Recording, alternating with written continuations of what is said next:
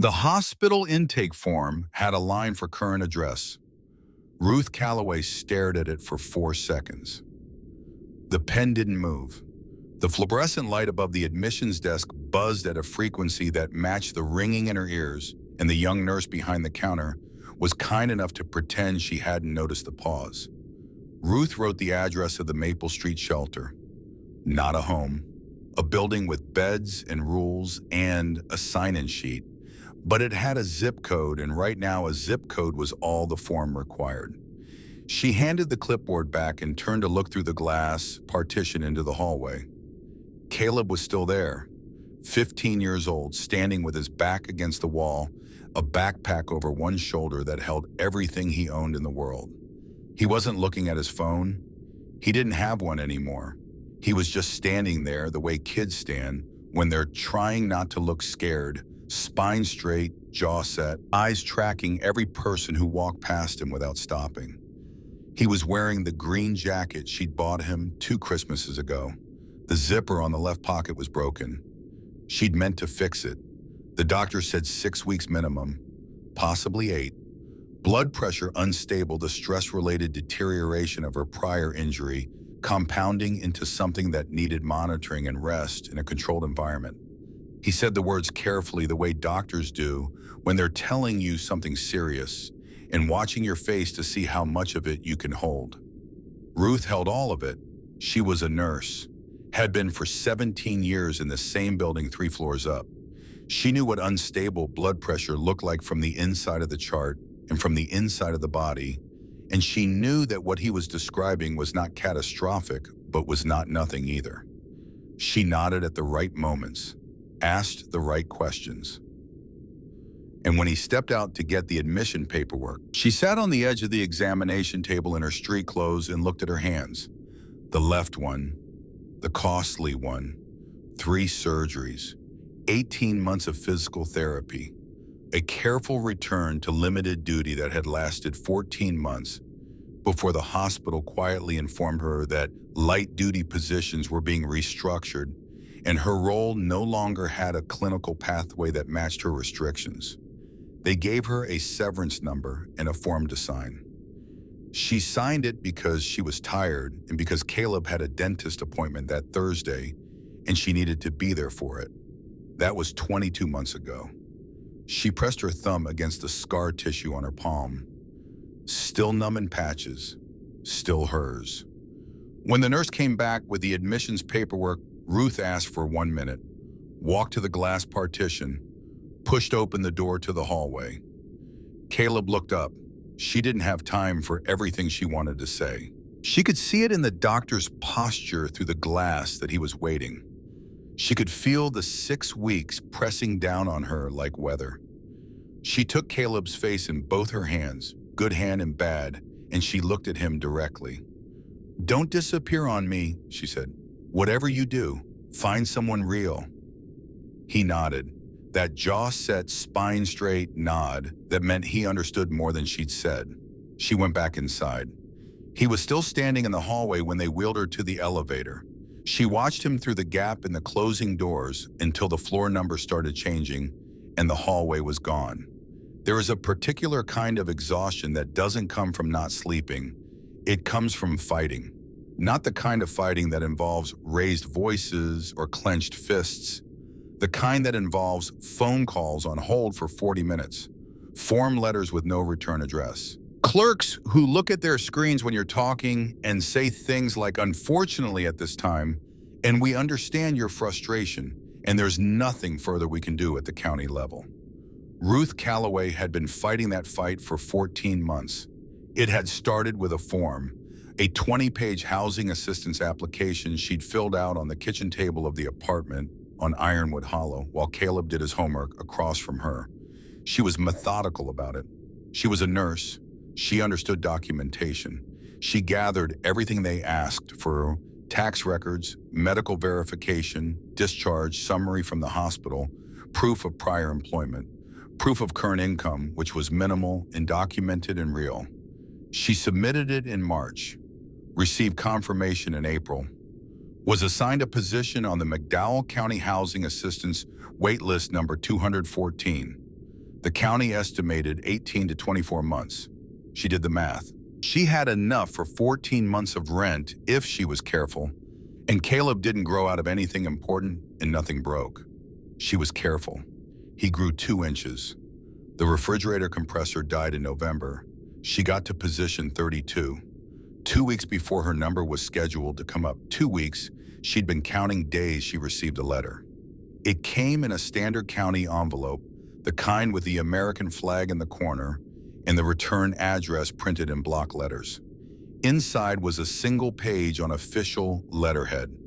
The language was formal and passive and almost impossible to understand if you weren't used to bureaucratic documentation. But Ruth was, so she read it twice and understood exactly what it said. Administrative correction. Eligibility reevaluation required based on updated assessment criteria. New waitlist position, 232. She had been moved backward 200 slots. She read it a third time because she thought she might have misread it. She hadn't. At the bottom of the letter in the signature block was a name: Douglas Parrish, McDowell County Commissioner. Ruth sat with that letter for a long time, then she picked up the phone. Over the next 3 weeks, she made 11 calls to the commissioner's office. She spoke to 3 different administrative assistants, each of whom took her name and number and said someone would follow up. No one followed up. She went to the county building in person twice. The first time she was told Commissioner Parrish was in a meeting. The second time she was told he was traveling. The third time she brought the letter in a folder with her full application documentation and asked to speak to anyone in the housing division with authority to review her case. She was given a form to complete. The form asked her to explain in 200 words or less why she believed the administrative correction had been made in error. She wrote 400 words, and they gave her back the form with a sticky note that said 200 words, maximum, please. She rewrote it. 200 words, every one of them precise. 3 weeks later, she received a form letter. Thank you for your inquiry. Administrative corrections are conducted in accordance with county housing assessment protocols. The review process for your inquiry is ongoing. We appreciate your patience. There was no name on it, no signature, just the county seal. Ruth's pastor, a careful and decent man named Reverend Aldous Greer at First Baptist Church of Welch, wrote a letter on church letterhead. 2 members of the congregation who worked at the county building made inquiries through internal channels. A legal aid organization told her they had an 11-week intake backlog and couldn't open an emergency file without a confirmed permanent address. The landlord gave her 60 days. She used 58 of them. On the 59th day, with 4 bags of belongings on the sidewalk outside the apartment they'd lived in for 6 years, Ruth Calloway understood something she hadn't fully understood before. Not as a concept, not as something she'd read about or heard about from patients in difficult circumstances. She understood it as a physical sensation, the way you understand cold when you're standing in it. The system hadn't failed her. Systems fail by accident, through neglect, through underfunding, through the accumulation of small errors made by people who are trying and falling short. What had happened to her was different. What had happened to her was precise. Someone had looked at her file, assessed its value to someone with more leverage than she had, and moved her out of the way, deliberately, with a signature. She stood on the sidewalk and looked at the 4 bags and felt the shape of that understanding settle into her bones alongside the cold. Then she picked up the bags and started moving. Caleb had been on the street for 3 weeks before the night of the storm. He'd lasted 4 days in the youth shelter on Tanner Road. It wasn't that it was dangerous exactly. It was clean enough and the staff weren't unkind. But there was something about the place, the way every person in it got reduced to a case number, the way your belongings got inventoried when you arrived, the way the day was structured in blocks of time that someone else had decided the shape of that felt less like safety and more like erasure. He left before dawn on the 5th day with his backpack and his mother's voice in his head, find someone real. He wasn't sure what real looked like. He knew what it didn't look like. It didn't look like a sign-in sheet. It didn't look like a caseworker who typed while you talked. For 3 weeks, he moved through Welch like water finding its level.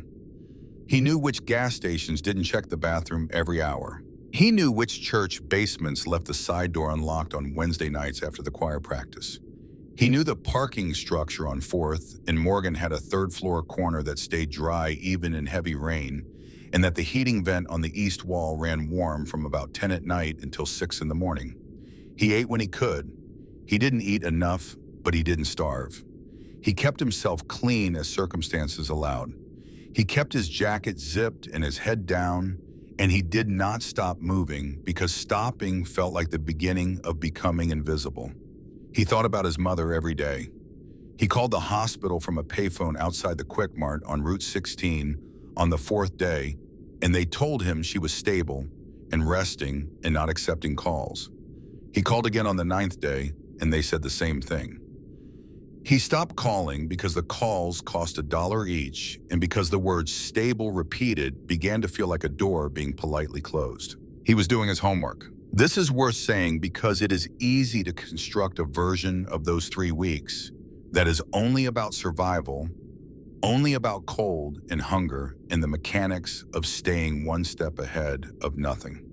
But Caleb Calloway was 15 and a good student, and he went to school 6 of the days he was on the street because school was warm and no one asked where he'd slept, and the library opened at 7:30, and Mr. Hennessy, his English teacher, left the classroom unlocked during his free period if you needed somewhere quiet. He was doing his homework. He was also listening. 23 days before the night of the storm, Caleb was on the 3rd floor of the parking structure on 4th and Morgan. It was a Sunday, cold but dry. He'd found a thermal undershirt in the Goodwill donation bin outside the Methodist Church on Canary Street, and he was wearing it under his green jacket, and he was almost comfortable, which was as much as he asked for on a Sunday. He wasn't trying to listen, he was trying to sleep. But the parking structure was open on the sides, just concrete columns and a low wall, and the acoustics of the space were strange, the way concrete carries sound, the way a voice from below can travel upward through a gap in the floor and arrive with unexpected clarity, as if the speaker were in the same room.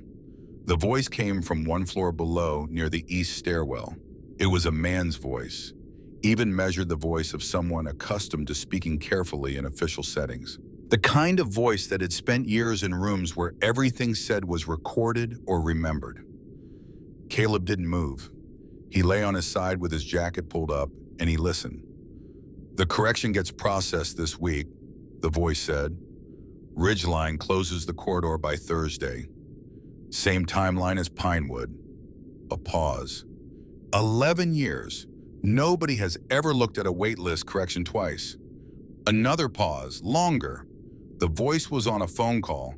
Caleb could hear only this side of it. 372-400. Wire it in 3rd, same as Pinewood. You know the account. A shorter pause. And the Briggs file from 2009, it stays closed. There is nothing left to find. The call ended. Caleb heard footsteps on the stairwell, a car door, an engine, then nothing. He lay still for a long time.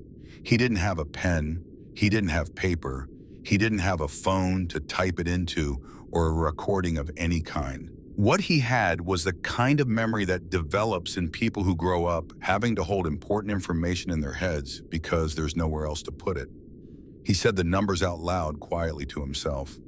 372-400, wire in 3rds, same as Pinewood. He said the name, Briggs file, 2009, stays closed. He said them until they were grooves in his mind, a track that would play whether he wanted it to or not. He didn't know what it meant. He didn't know who the man was. He hadn't seen a face. He'd heard a voice and a set of numbers and a name that meant nothing to him yet. But something about the phrase stays closed felt wrong in the specific way that things feel wrong when you've spent 3 weeks living on the outside of every door that should have been open to you. He repeated the words every night before he slept. Like a prayer he didn't understand. Like something he was keeping safe until he knew what it was for. The storm came on a Tuesday. It came the way storms come in the West Virginia mountains in February. Not gradually, not with warning, but all at once, and from everywhere sleet and freezing rain and a wind that moved through the streets of Welch like something looking for a reason to stay. Caleb had a system for bad weather. The parking structure was exposed on the sides. The shelter on Tanner Road was dry, but cost him something he didn't want to spend. The best option in a genuine storm was the ground floor entrance hall of McDowell County General. The sliding doors that opened automatically, the long corridor past the gift shop that led to the main elevator bank.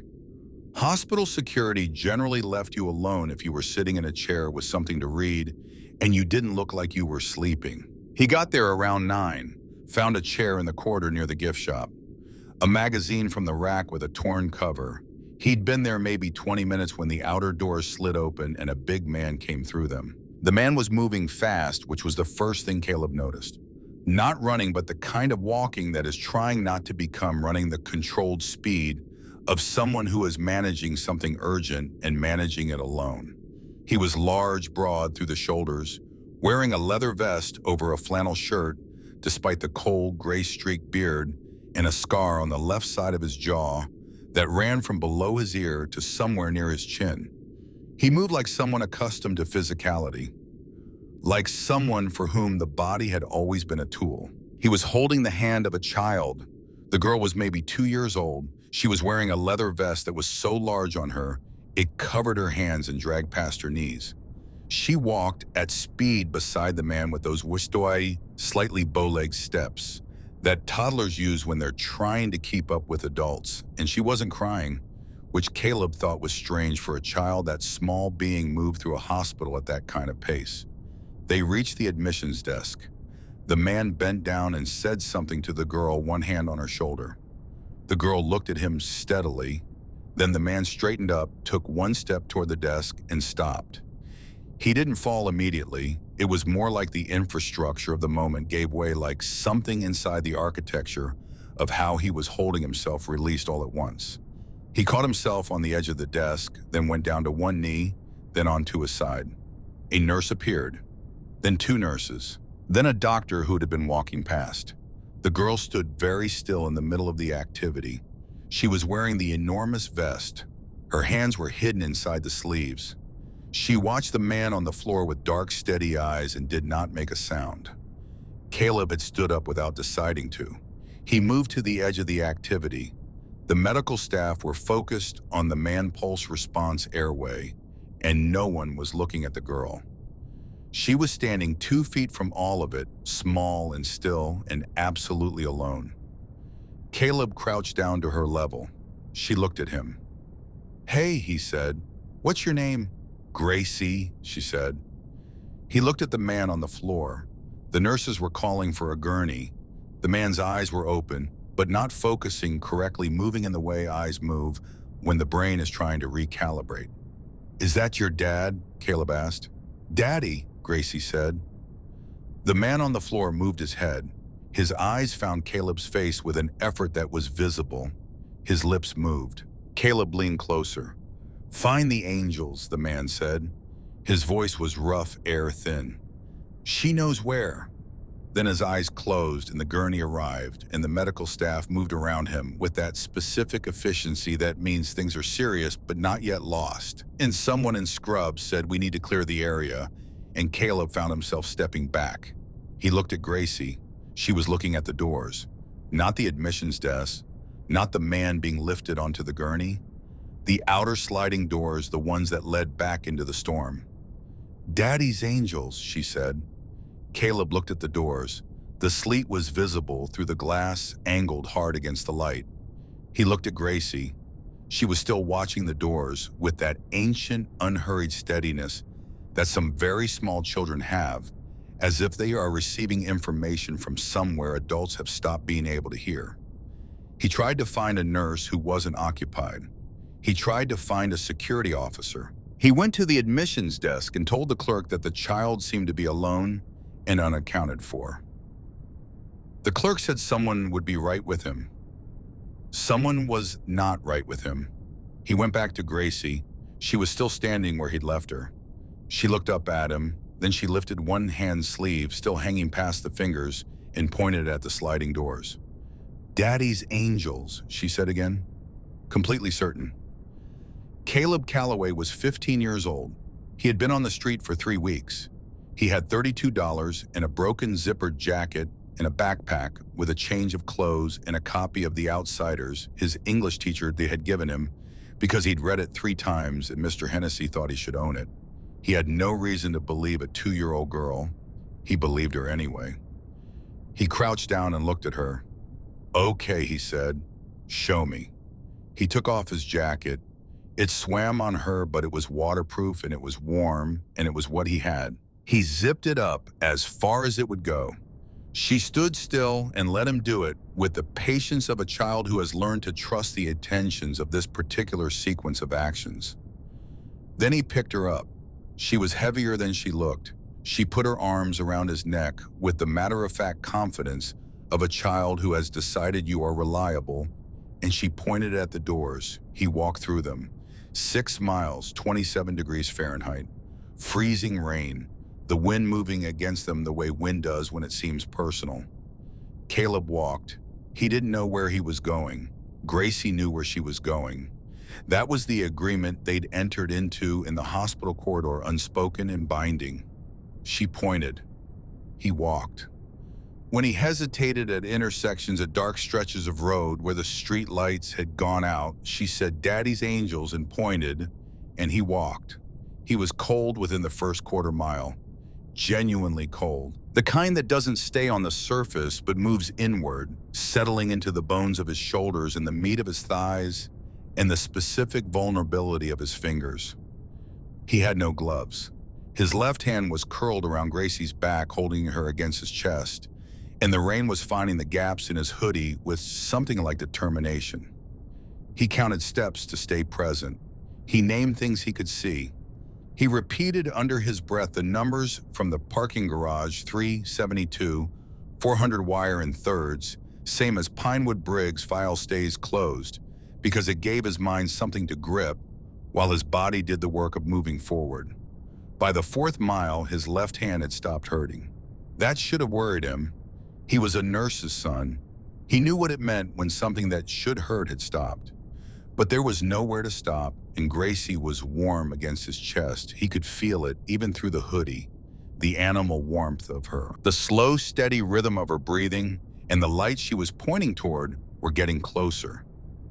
He could see them through the trees, orange-yellow, the kind of light that comes from inside a building that is full of people, the specific warmth of occupied spaces on a cold night. And he could see the vests through a window, men in leather vests sitting and standing in the lit space beyond the glass, and something in the image resolved the 6 miles and the cold and the frostbitten hand into a single coherent thing. This was the place. This was what she'd been pointing at. He found the door and knocked. It opened 11 seconds later. The man who opened it was the size of something architectural. 50 years old, maybe more. Full beard going silver at the edges. Arms covered in ink that disappeared into the light behind him. A leather vest with patches that had been earned over time in ways that were not decorative. His eyes went to Caleb first, then to the bundle against Caleb's chest, and the expression on his face did not change, but his body did. He stepped forward, one arm out. Caleb's knees went. He was aware of this happening without being able to stop it.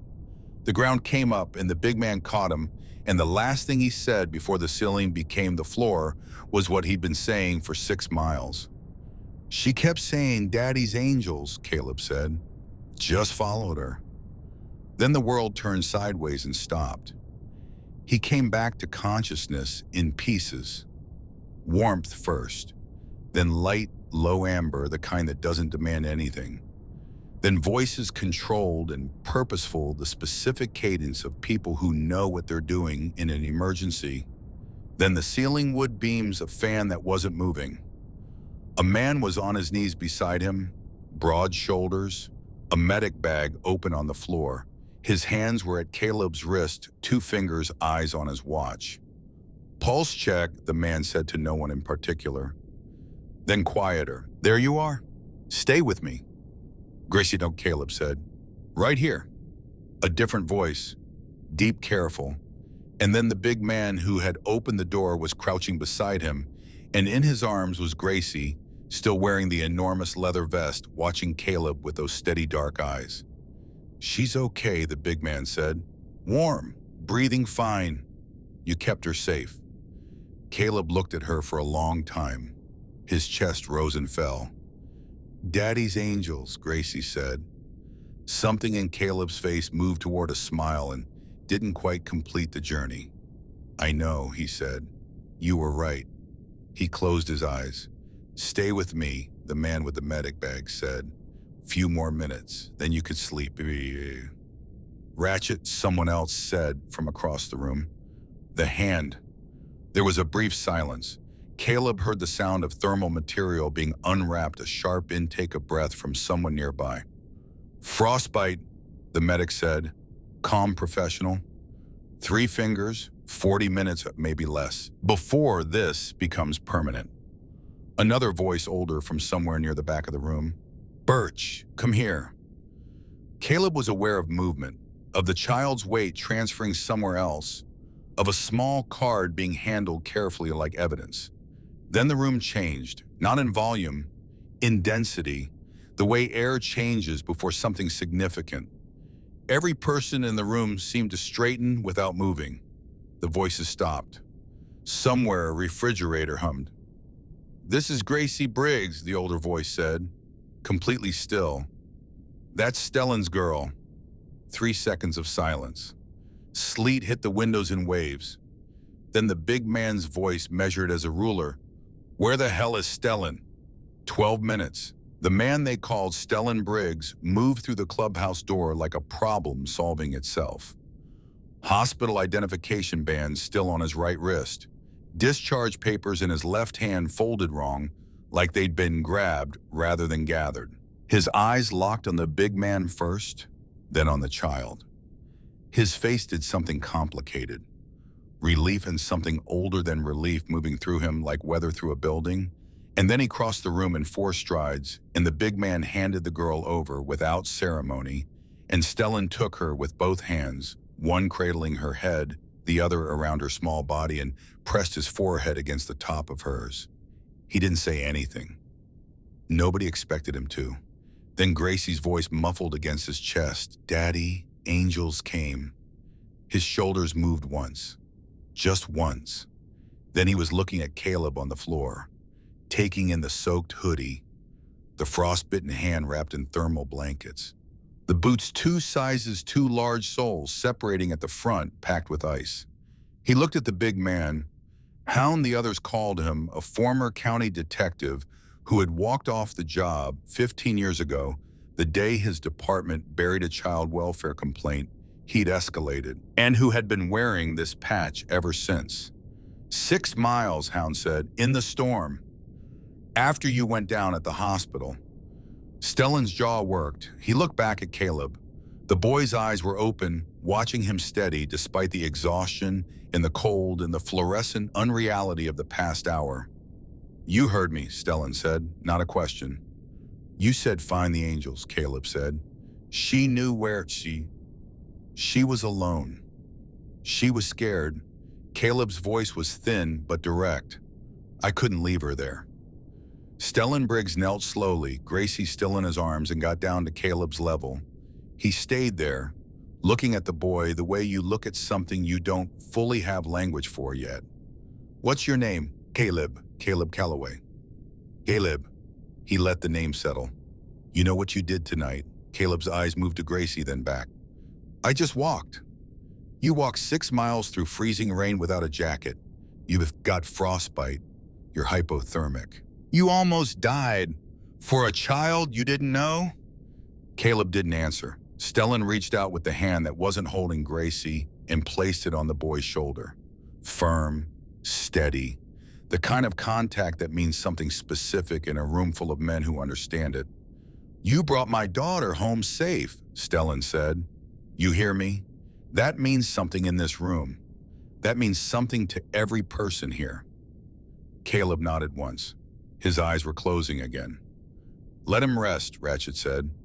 Grady Fenn, 48 years old, combat medic, 2 tours in Iraq, 6 years as a civilian, EMT, 12 years riding with this chapter. He had kept his certification current because he had seen too many times what happened when help arrived 3 minutes too late. He's stable, hands rewarming, he needs sleep. Stellan stood. He looked at the room. At Ratchet beside the cot at Birchlisle Maddox, 43 years old, former middle school counselor, who had left education after reporting a suspected abuse case that the school board declined to act on, sitting now with the birthday card in his hands, studying it carefully. At Sketch Ren Cawley, 28 years old, the chapter's technology specialist, already at a folding table with a laptop open. "Where did he come from?" Stellan asked. "Don't know the Bell story yet," Hound said. "Dex Whitmore, 51, the man who had opened the door. 3 weeks on the street by the look of him. Split lip, bruising, eviction. That'd be my read." "How old?" 15, maybe 16, and Stellan went still. 15 years old, on the street. The same age Addie would be now if things had gone differently in 2009. The daughter whose custody file had closed while Stellan was still trying to get stable enough to bring her home. The daughter who existed now only in a photograph and in the particular weight of an unanswered question that had sat in his chest for 15 years. He looked at Caleb, at the boy sleeping on the floor with the complete exhaustion of someone who had not felt safe enough to rest in a long time. The system had failed Stellan once. It had just tried to fail this boy the same way. "I want his story," Stellan said. His voice had gone flat and presidential. "Full story soon as he's awake. Where he's been, who failed him, how he ended up on that street." "We'll get it," Hound said. "Good." Stellan looked down at Gracie. She was fading, head heavy against his chest, small hand loosely holding the lapel of his vest. The birthday card was still in the vest pocket. He could see the corner of it, the ink smeared blue by the rain. He looked at it. "He doesn't go back to the street," he said. "Not tonight. Not while I'm president of this chapter." "Understood." The room was quiet. Outside, the storm moved through Welch without hurry or apology, the way weather moves through a place that doesn't have the resources to argue with it. The sleet had shifted to something closer to snow, heavier, slower, the kind that accumulates. At 2:17 in the morning, Caleb's eyes opened. The room had thinned out. Low lights. Most of the brothers had gone home. 4 people still. There, Ratchet near the small kitchen, cleaning instruments with the automatic precision of long habit. Birch in a chair against the wall, not quite asleep. Sketch at a folding table with a laptop open, documenting something. And Stellan. Stellan was in a wooden chair beside the cot. He'd been there for 3 hours. Gracie was on a separate cot 6 feet away, piled in blankets, breathing soft and even. Stellan was sitting forward, elbows on his knees, hands loosely clasped, watching the space between himself and Caleb the way you watch something you're not sure is going to hold. "Hey," Stellan said. "Hey," Caleb said. His voice was rough, unused. "How do you feel?" "Warm." A pause. "Good." "Good is good?" Stellan leaned back slightly. "You remember what happened?" "Most of it. Hospital. The storm. Your daughter." Caleb looked at the cot where Gracie was sleeping. "She's okay. She's fine because of you." Caleb looked away. "I just walked." "Stop saying that." Caleb looked back. "Most people," Stellan said, and his voice had the kind of flatness that comes not from coldness, but from precision, from wanting to be exactly accurate, would have called someone, or walked away, or convinced themselves it wasn't their problem. You picked her up and walked 6 miles in the worst storm we've had all winter. That is not what anyone would do. That's what you did. And I need you to understand that that matters." Caleb was quiet for a moment. Then he looked at his left hand, still wrapped in the thermal bandaging fingers resting against his chest. "Will it be okay?" "Ratchet says yes. No permanent damage if we keep you warm and rested for 48 hours. You got lucky." Caleb nodded. "I don't feel lucky." "No," Stellan said. "I know that feeling." They sat with that for a moment. Outside, the storm had quieted to win. "Caleb," Stellan said, "I need to know what happened to you, where you've been, how you ended up at that hospital tonight." Caleb's shoulders pulled in slightly, a small automatic contraction, the posture of someone who has learned that adults who ask questions are usually gathering information that will be used against you later. Stellan saw it, recognized it. He'd worn that posture himself 15 years ago in rooms not unlike this one. "I'm not a cop," Stellan said. "I'm not with the county. I'm not going to call anyone you don't want called. But I can't help you if I don't know what I'm helping with. And right now, that's what I want to do." Caleb looked at him for a long time, searching for the lie, for the angle, for the reason this was going to turn into something worse, the way everything had turned into something worse for 3 weeks. He didn't find it. So he started talking. He told it straight, the way he'd learned to tell things, no decoration, no appeal for sympathy, just the shape of what happened. The 14 months his mother had been on the wait list. The letter with the administrative correction. 200 slots backward and a name at the bottom. Douglas Parrish.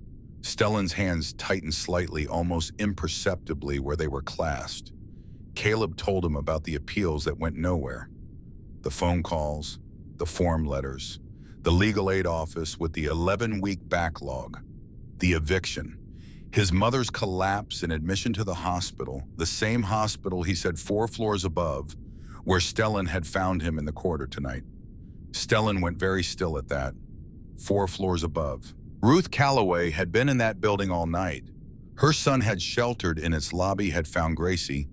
There had walked 6 miles through a storm and back without knowing his mother was 4 floors up in the same building, unable to look for him. Caleb told him about the 4 days in the shelter and then the street. Then he stopped. "There's something else," Stellan said. Not a question. He'd been watching Caleb's face. Caleb closed his eyes. When he opened them again, there was something deliberate in his expression, the look of someone about to hand something valuable to someone they've just decided to trust. 23 days ago, Caleb said, "I was sleeping in the parking structure on 4th and Morgan, 3rd floor. There was a man in the stairwell below me on the phone. I could hear him through a gap in the floor."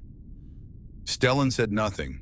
Caleb spoke slowly in the exact cadence he'd been repeating to himself every night for 23 nights. He said the correction gets processed this week. Ridgeline closes the corridor Thursday. Then he said, 11 years nobody has ever looked at a waitlist correction twice. Then he said 372-400. Wire it in thirds, same as Pinewood. The room was very quiet. And then Caleb said, "He said something I didn't understand, but I think you do." Stellan's face had gone completely expressionless. The kind of stillness that is not the absence of feeling, but the maximum containment of it. "What did he say?" Caleb looked at him directly. He said the Briggs file from 2009 stays closed. There is nothing left to find. The refrigerator hummed. Somewhere Ratchet set down a metal instrument with a small, precise sound. Sketch stopped, typing. Birch, who had been half asleep in his chair, sat up straight. Stellan did not move, did not speak, did not blink. He looked at Caleb the way you look at something that has just said, in a language you've been trying to translate for 15 years, the sentence you needed to hear. "You're sure?" he said. His voice was barely above a murmur. "The Briggs file, 2009. "I didn't have anything to write with," Caleb said. "I just repeated it every night. I don't know what it means. I still don't." Stellan stood up slowly. He walked to the window and looked out at the dark and the snow that had replaced the sleet and the hollow that spread out below Coalfield Road, black and quiet, and holding whatever it had always held. He stood there a long time. When he spoke, his voice was even, controlled. The kind of control that is not easy. "The Briggs file," he said, still facing the window. "That's my family, 2009, the year I lost everything." He paused. "My house, my daughter's custody, my brother Derek when the county placed him in a developmental services facility, and then closed his file without a forwarding address. The year Douglas Parrish, who was a mid-level housing official, back then not yet commissioner, processed the correction that moved my family out of our slot. Another pause. The year everything that could be taken was taken, and the file that explained how was sealed. Caleb was quiet. "He's been doing this for 15 years, he said finally. "Low certain. At least," Stellan said. "Your family wasn't the first. Mine wasn't either." He turned from the window. His expression was different now. Not angry exactly. Something beneath anger. Something that had been waiting in a specific room inside him for 15 years, patient and cold and ready. He looked at Hound, who had come back into the room at some point without Caleb noticing. "Call Ironside," Stellan said.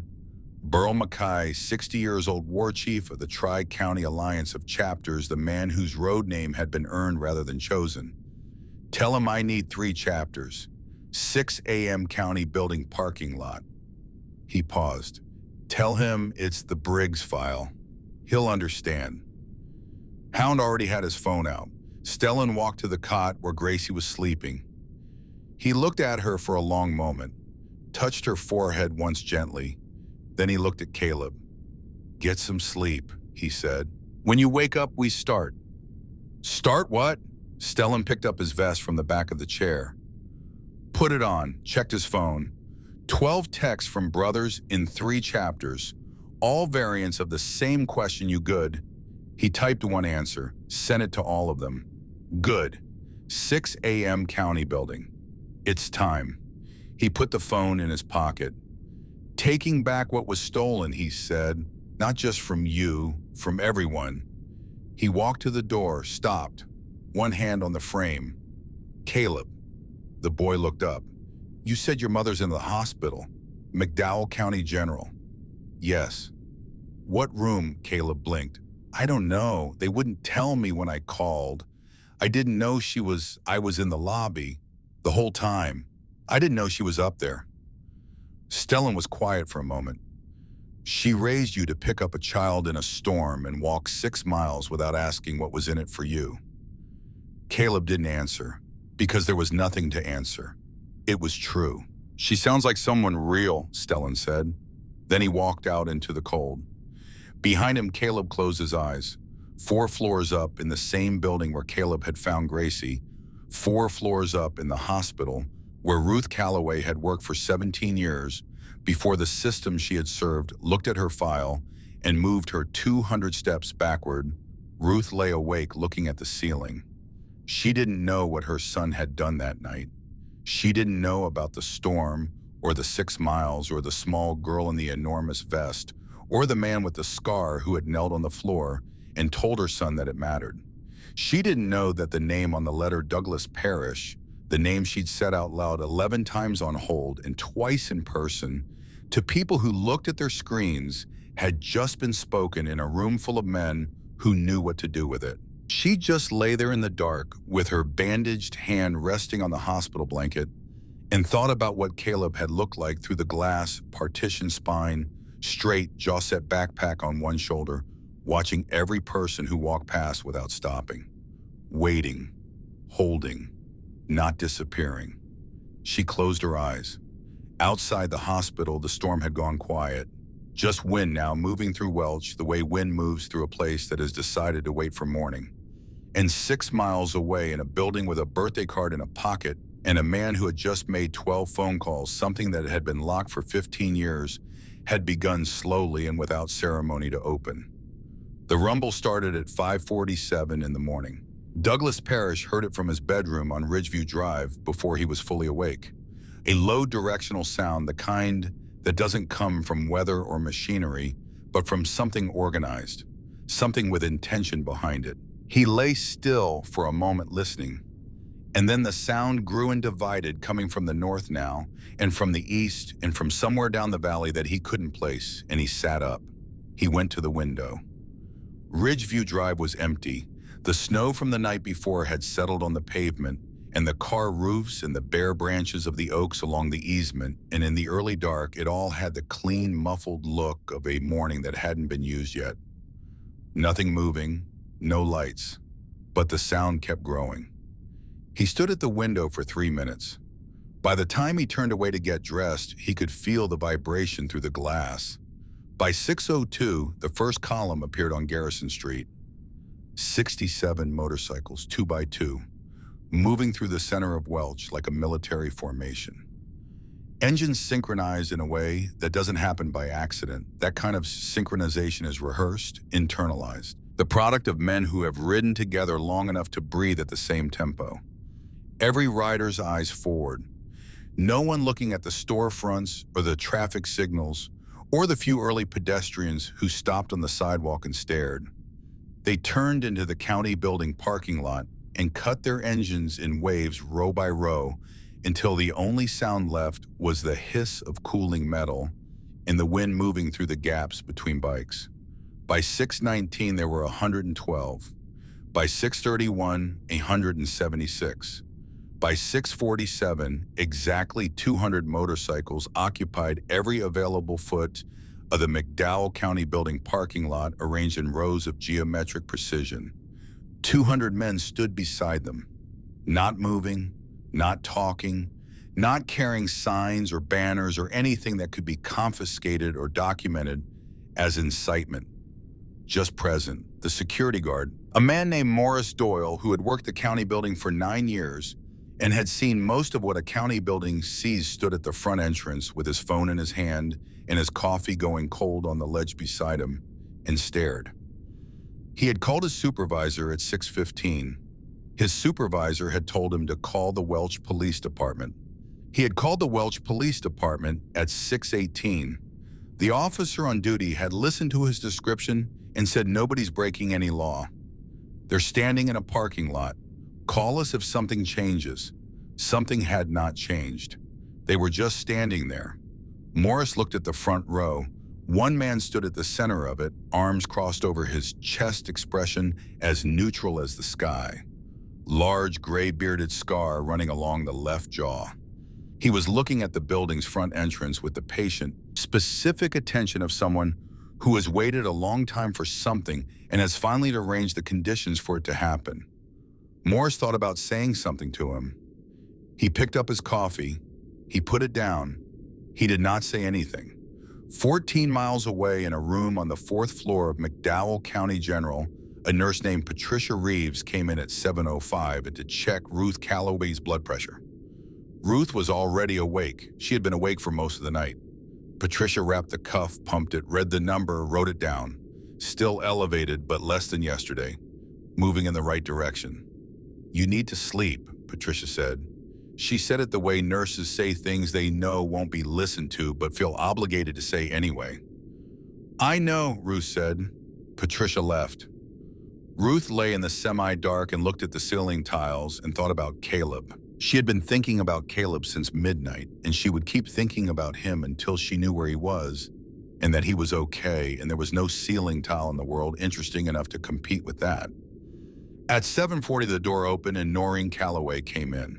Noreen was Ruth's sister-in-law, her late husband, Garrett's younger sister, 48 years old, a practical woman from Savannah who wore her hair short and her opinions plainly, and who had driven 7 hours from Georgia the day before when a neighbor of Ruth's had tracked down her number and told her what was happening.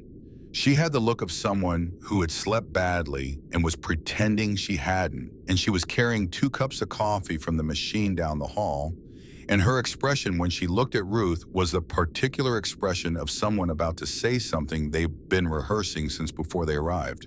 She set 1 coffee on the bedside table. She sat down. She said, "I need to tell you about last night." Ruth listened. She was good at listening. 17 years in clinical settings had trained her to take in information without letting her face perform her reaction, to hold what she was hearing at a slight remove so that the information could settle into its proper shape before she responded to it. She had listened to diagnoses and disclosures and family conversations in hallways that would have broken most people, and she had held all of it with steadiness. She was less steady now, but she held it. She listened to Noreen describe the phone call she'd received early that morning from a man who said his name was Hound, who explained that her nephew had been found at a Hells Angels clubhouse on Coalfield Road, 6 miles from the county hospital, hypothermic and frostbitten and unconscious. Having walked that distance in the worst storm of the season, carrying a 2-year-old child he'd found at the hospital's emergency entrance. She listened to the part about the child, about the vest, about the birthday card with the name Briggs, and the room going quiet, and the man named Stellan arriving 12 minutes later with a hospital band still on his wrist. She listened to Noreen describe what Caleb was doing right now, sleeping on a cot in the clubhouse, frostbitten, hand-rewrapped temperature, normal, someone named Ratchet monitoring him through the night. She listened to all of it. When Noreen stopped talking, Ruth was quiet for 90 seconds. Then she pushed back the blanket and swung her legs over the side of the bed. "Ruth, hand me my clothes, your blood pressure." "Noreen," Ruth looked at her, not unkind, not negotiating. "My son is in a building with strangers because I couldn't keep a roof over our heads. The man whose signature took that roof away has apparently been doing it to families in this county for 15 years. And from what you're describing, there are 200 people standing in a parking lot right now who know it." She paused. "My blood pressure is not what needs managing this morning." Noreen looked at her for a long moment. Then she went to the closet and got Ruth's clothes. The nurse on duty came in while Ruth was buttoning her jacket and started talking about the risks of OEM discharge and the importance of continued monitoring, and Ruth listened to all of it with full attention and then said, "I understand. I need a form to sign." The form was produced. Ruth signed it with her right hand, the good one in clear and legible script. She walked out of the hospital at 8:20, Noreen's spare jacket over her own, the bandage on her left wrist visible at the cuff. She had every intention of returning once the day's work was done, and she would that afternoon, allowing the doctor to readmit her for the remaining days of monitoring he required. But this morning there was somewhere she needed to be first. Noreen's car moved through Welch in the early morning light, past the gas stations and the closed storefronts and the Baptist church on 4th Street, where Reverend Greer had written a letter that went unanswered, and when it turned onto the block facing the county building, Ruth saw them. 200 motorcycles. 200 men in leather vests standing beside them in the cold in rows so precise they seemed to have been drawn there. The parking lot was full from the entrance to the back wall, the bikes glittering with frost in the thin winter sun. Ruth looked at the lot for a long moment through the car window. Then she opened the door and stepped out. She moved through the rows of parked bikes toward the front of the formation. The men she passed glanced at her and said nothing, reading her with the particular attention of people trained to assess a situation before reacting. A woman in borrowed clothes with a bandaged wrist and a face that had not slept and was not going to apologize for it. She reached the front row. Stellan Briggs was standing at its center, arms crossed, watching the county building entrance. He heard her footsteps and turned. He looked at her, she looked at him. He knew who she was without being told. He'd spent 3 hours with her son. He'd heard the name, heard the shape of the story. He could see the resemblance not in the faces, but in the posture, in the particular quality of stillness that Caleb had, and that clearly came from somewhere. He said nothing. He uncrossed his arms, shifted slightly to the left, made space beside him in the front row. Ruth stepped into the space. Neither of them said a word. They stood side by side in the frozen parking lot of McDowell County, West Virginia, looking at the building that held the office of the man who had signed the letter that had taken everything from her and waited. At 7:53, a reporter from the Welch Gazette named Tom Burkett arrived with a camera and a notebook in the specific energy of a local journalist who has learned through long experience to recognize when a story has found its own shape without any help from him. He took photographs for 5 minutes. Then he approached Stellan. Stellan answered 3 questions in 3 sentences. The County Housing Assistance Program had systematically failed vulnerable families for over a decade. There was evidence of corruption at the administrative level. They were present to ensure that evidence reached the people responsible for acting on it. Burkett asked for more details. Stellan said, "Ask Commissioner Parrish." Then he turned back to face the building and did not speak again. Burkett turned to the woman standing beside him. Ruth looked at the camera. "Oh, She had not prepared anything. There was nothing to prepare. She had been saying this to empty phone lines and unresponsive form letters in a system designed to absorb complaint without response for 14 months. And all of it was right there at the surface, organized and ready, needing only the direct question and a person willing to hold the microphone. "He took our home," she said. Her voice was steady, low, the voice of someone who is not performing grief but reporting it. "He took my health. He almost took my son. And from what I understand this morning, he's been doing it for 15 years to families just like mine. Families who had nothing left to fight with when the letter came." Burkett asked if she could say more. She said everything that needs to be said is in the evidence. Ask Commissioner Parrish. The clip went online at 9:07. By 9:50, it had been shared 460 times. By 10:30, a news van from Charleston was setting up across the street. Inside the county building on the second floor, Douglas Parrish sat at his desk and watched the parking lot through his office window. He had arrived at 6:52, pulling his county-issued SUV into his reserved parking space, the one closest to the entrance, the one with his name on a small metal sign, and walking through 200 pairs of eyes without acknowledging them. He had straightened his coat. He had used the key fob. The beep had echoed across the silent lot like a small announcement. He had not looked back. He was good at not looking back. 23 years in public service had taught him that looking back was an admission, and Douglas Parrish did not make admissions. He made assessments. He managed conditions. He had managed conditions that would have broken lesser men, and he had done it with a clean desk and a warm handshake and a reputation in this county that he had built carefully. One Habitat for Humanity house and one Meals on Wheels shift at a time. His phone had rung 4 times since he arrived, his supervisor wanting to know the nature of the demonstration. He told him it was a peaceful gathering, no cause for concern. He was monitoring the situation. His supervisor asked if he should involve the mayor's office. Douglas said that would only escalate things. His supervisor said, "Keep me updated." Douglas said, "Of course." He hung up and looked at the parking lot. 200 still there, motionless, watching. And in the front row, Stellan Briggs, who Douglas had not seen in 15 years, but whose face he remembered with the specific clarity of a man who has trained himself to remember every face associated with every file he has ever touched. Stellan Briggs, standing in the cold in his Hell's Angels vest, looking at this building with the calm and patient focus of a man who has decided how this ends. Douglas turned from the window and sat down. He folded his hands on his desk and looked at his coffee and thought carefully about every decision he had made over the past 15 years and whether any of them could be recontextualized as something other than what they were. He was still working on that when the footsteps came down the hallway. Stellan didn't knock.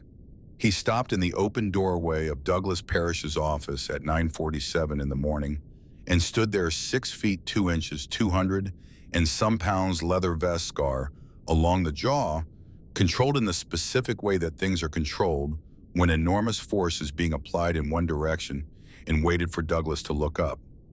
Douglas looked up. "Mr. Briggs," he said. His voice was measured, warm even, the voice he used in public settings and budget meetings, in conversations with constituents he needed to manage. "It's been a long time." 15 years, Stellan said. "You remember." 2009, yes. Douglas leaned back slightly, hands still on the desk, loose, unthreatening. "You had housing difficulties back then. I remember your case. I'm sorry we weren't able to do more." "You did plenty," Stellan said, "just not for me." Douglas's expression did not change. Something behind his eyes shifted, calculating, reassessing, but his face held. "I'm not sure I understand." "Yeah," Stellan said. "You do." He walked into the office. He did not sit. He did not close the door.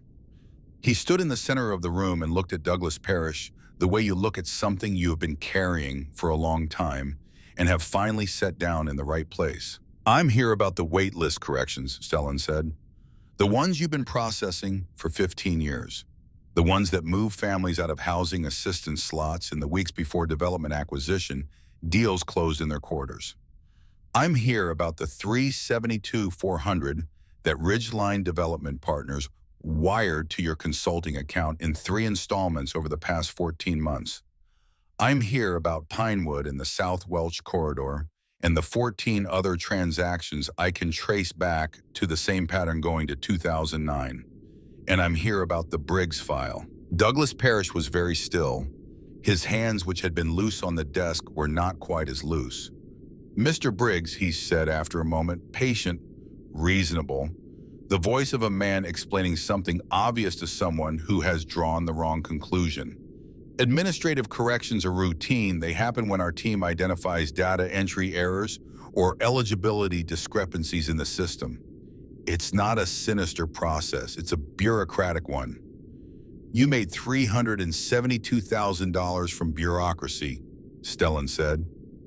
Douglas stopped talking. "That's the amount," Stellan continued, "paid by Ridgeline Development Partners over 14 months, wired in 3 installments to Aldridge Consulting Group, which is registered to your wife's maiden name at an address in Bluefield that hasn't had an occupant since 2019. Same method you used for Pinewood Corridor in 2018. Same method you used for South Welch in 2009, when my family's waitlist position disappeared, and my brother Derek ended up in a county developmental services facility that closed his file without a forwarding address." He paused. "Same method, different family, 15 years. Douglas's posture changed. The warmth dropped out of it. What replaced it was something older, the particular stillness of someone deciding how much ground to give up and how fast. "Those are serious allegations," and he said, "Do you have documentation?" "I have a witness who heard you make the phone call 23 days ago. I have a forensic account of the wire transfers pulled from Ridgeline's incorporated filings in the state of West Virginia. I have county server logs showing waitlist modifications timestamped to within 48 hours of 6 separate development acquisition closings. And I have a list of 47 families displaced over 15 years, every one of them, in a corridor that was acquired for private development within 90 days of their correction." Stellan took one step closer. "So, yes, I have documentation." Douglas looked at him for a long time. His hands were flat on the desk now. The coffee had gone cold beside them. "I understand why you're angry," he said, and his voice had shifted again, softer now. Almost gentle, the register of a man pivoting to something he's used before and found effective. "Losing your housing in 2009 was genuinely terrible. Losing contact with your brother was worse. I have never stopped thinking about the cases that fell through the cracks during those years. The system was underfunded and understaffed, and I made decisions with the resources I had. Some of those decisions had consequences I regret deeply." Stellan said nothing.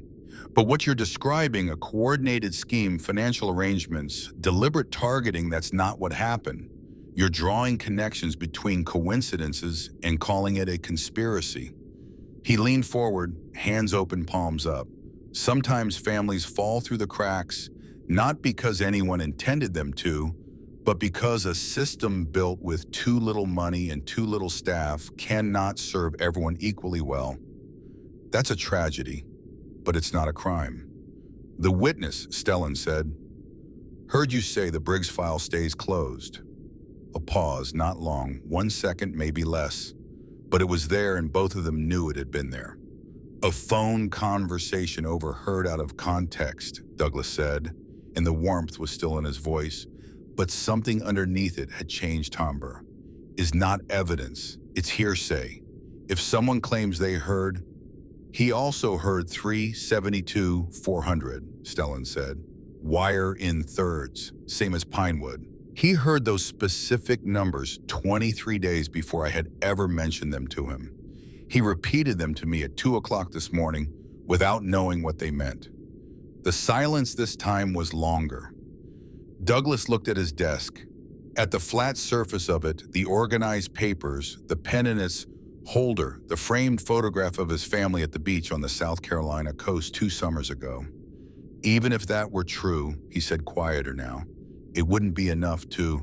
The FBI has been building a case against you for 8 months, Stellan said. They've had a pattern, but not a thread. Wire fraud across state lines is federal. Corruption of a federally funded housing program is federal. And when you've been doing it for 15 years, connecting 14 verified transactions through a shell consulting account to development contracts you approved in your official capacity. He stopped. Let the silence do its work. That's RICO territory. That's not a county case. That's not a form letter. That's the rest of your life. Douglas Parrish said nothing. His breathing had changed. It was slightly faster now, slightly shallower, the metabolic signature of a body that has received information it cannot accommodate. He stood up, walked to the window, stood with his back to Stellan, looking at the parking lot below, at the 200 bikes, the 200 men, the woman in the borrowed jacket standing in the front row with her bandaged wrist and her spine straight. You don't understand what this job is like, he said. His voice was different now, quieter. Some of the architecture had come down. The housing program was failing before I touched it. Families waiting 2 years, 3 years with no funding and no staff and no solutions. The developers came to me with a way to clear the backlog, move some money through the system, accelerate acquisitions in the corridors that were stalling development, free up funds that could go back into the program for other families. He stopped.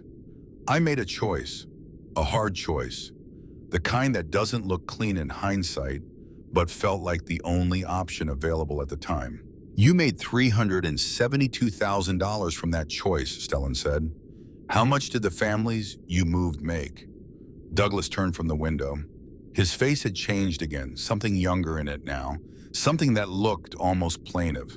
I have a daughter in college, $63,000 a year. My wife has MS. The treatments cost more than my salary. I have worked long weeks for 20 years in this county, trying to do right by people, and you know what that got me? Burnout and debt in a system that makes promises it will never have the funding to keep. His voice cracked slightly. I told myself I was helping more than I was hurting. I told myself the families I displaced were resilient, that they'd find other options, that I was moving resources to where they could do the most good. He looked at Stellan. I have grandchildren. If I go to prison, I'll never see them grow up. I am not a monster. I am a man who made terrible choices in an impossible situation. Stellan looked at him for a long time. Then he said very quietly, I'm not interested in your reasons. The sentence landed like something physical. Caleb Calloway is 15 years old, Stellan said. 3 weeks ago, you signed off on a correction that moved his family's waitlist position back 200 slots. His mother got sick during the eviction and ended up in county medical. He ended up on the street, 3 weeks sleeping in stairwells and parking structures, eating when he could, trying to stay invisible. His voice was still quiet, but the room felt smaller. 2 nights ago, he walked 6 miles through freezing rain without a jacket because he found a 2-year-old girl whose father had collapsed and he didn't know where else to take her. He paused. That girl was my daughter, and when that boy woke up this morning, he told me about a phone call he overheard in a parking garage. A call where you said my family's name. The file you've spent 15 years making sure stayed closed. Douglas was very pale. I'm not interested in your medical bills, Stellan continued. I'm not interested in your daughter's tuition or your wife's treatments or your years of public service. I am interested in the 47 families you displaced, the children who ended up in shelters, the parents who lost custody because they lost housing, the people whose files you closed without forwarding addresses and who have been missing from this county's records ever since. He straightened. In about 4 hours, the FBI is going to walk through that door and ask you those same questions. And they are going to be considerably less patient about the answers. He turned and walked toward the door. Wait, Douglas said. Stellan stopped. He didn't turn around. I was careful, Douglas said. For 15 years, I was so careful. It came out quiet and unguarded, the kind of thing that surfaces when all the strategies have failed and what's left is just the thing itself stripped of management.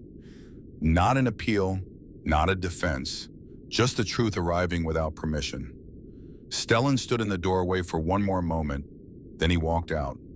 He came down the front steps and across the parking lot and stopped at the bottom of the steps where the 200 could see him.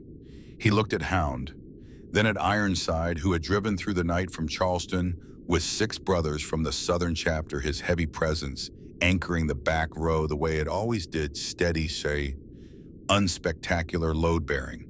Then at Ruth, still standing where he'd left her. "It's done," he said. "Hound," he admitted. "Close enough. The FBI call went in at 8. Agents are on their way." He looked at the news van across the street, the reporter with the camera, the building full of people who were about to learn what had been happening in their county for 15 years. "We stay," he said, "until he's in custody, until we know for certain this is real." Nobody argued. Between 9:47 and 11:30, 3 people walked into the county building, not as employees, but as something else. People who had seen the news clip, or who had recognized the gathering for what it was, or who had simply been carrying something for a long time and had finally found a room that looked like it was built for the weight of it. The first was Eleanor Wax, 71 years old, retired school nurse, 43 years on Canary Street, in the same house 3 blocks from where Ruth and Caleb had lived on Ironwood Hollow. She found Hound near the building entrance and said, "I need to tell someone what I saw." Hound led her to a quiet corner and opened the recorder app on his phone without making a production of it. She told him about seeing Caleb 3 times during the week of the eviction, sitting on the front steps, each time looking smaller. She had filed an inquiry with the school district, called twice. Nobody answered. She had told herself someone else would handle it, that she was overreacting, that family services would intervene. She had been wrong. Her hands were shaking by the time she finished. Hound told her, "What you just gave me is evidence." She looked at his card for a long time before she put it in her pocket. The second was Victor Pruitt, 56 years old, former county housing intake coordinator who had processed 11 waitlist corrections under Douglas Parrish's direction before resigning in 2021. He found Stellan in the parking lot and said without preamble, "I work for him." He told Stellan about the corrections, about the pattern he had noticed about the day Douglas brought him a file belonging to a single mother with stage 4 cancer who had been waiting 19 months. Victor had refused to sign it. Douglas had told him his job performance was under review, that budget cuts were coming, that he should consider whether he wanted to be seen as a team player. Victor had resigned 2 weeks later. Personal reasons. That's what he told everyone. "I've been ready for 3 years, he said. "I just didn't know who to tell." Stellan held his gaze for a moment. "You ready to say that on the record?" Victor said yes, without hesitating. At 11:34, a dark sedan pulled into the lot. Federal plates. 2 agents in plain clothes, a woman and a man, both in their mid-40s, with the particular exhaustion of people who have been working a case too long without sufficient traction. The woman's name was Della Cross. She was compact and direct, and she moved through the parking lot with the specific efficiency of someone who has learned not to waste motion. She found Stellan in the front row. "Stellan Briggs." "That's me." "Agent Cross, FBI Field Office, Charleston. I'm told you have something relevant to an open federal investigation." "Depends on what you're investigating." "Douglas Parrish, McDowell County Commissioner. Suspected housing assistance fraud and developer bribery. We've been building a case for 8 months. We haven't been able to move." Stellan looked at her. 8 months. "Yes. We got a boy off the street in 48 hours. The silence sat heavy between them. The man beside Cross, Agent Floyd Steer, said, "We have protocols." "So do we," Stellan said. "Ours move faster." Cross looked at him for a moment. She didn't argue because she was standing in a parking lot with 200 bikers in a federal case that hadn't moved in 8 months, and the man in front of her clearly had something she didn't.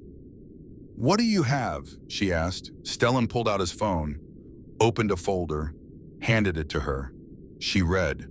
Her expression shifted, stopped, then continued, stopped again at one specific line and leaned forward almost imperceptibly.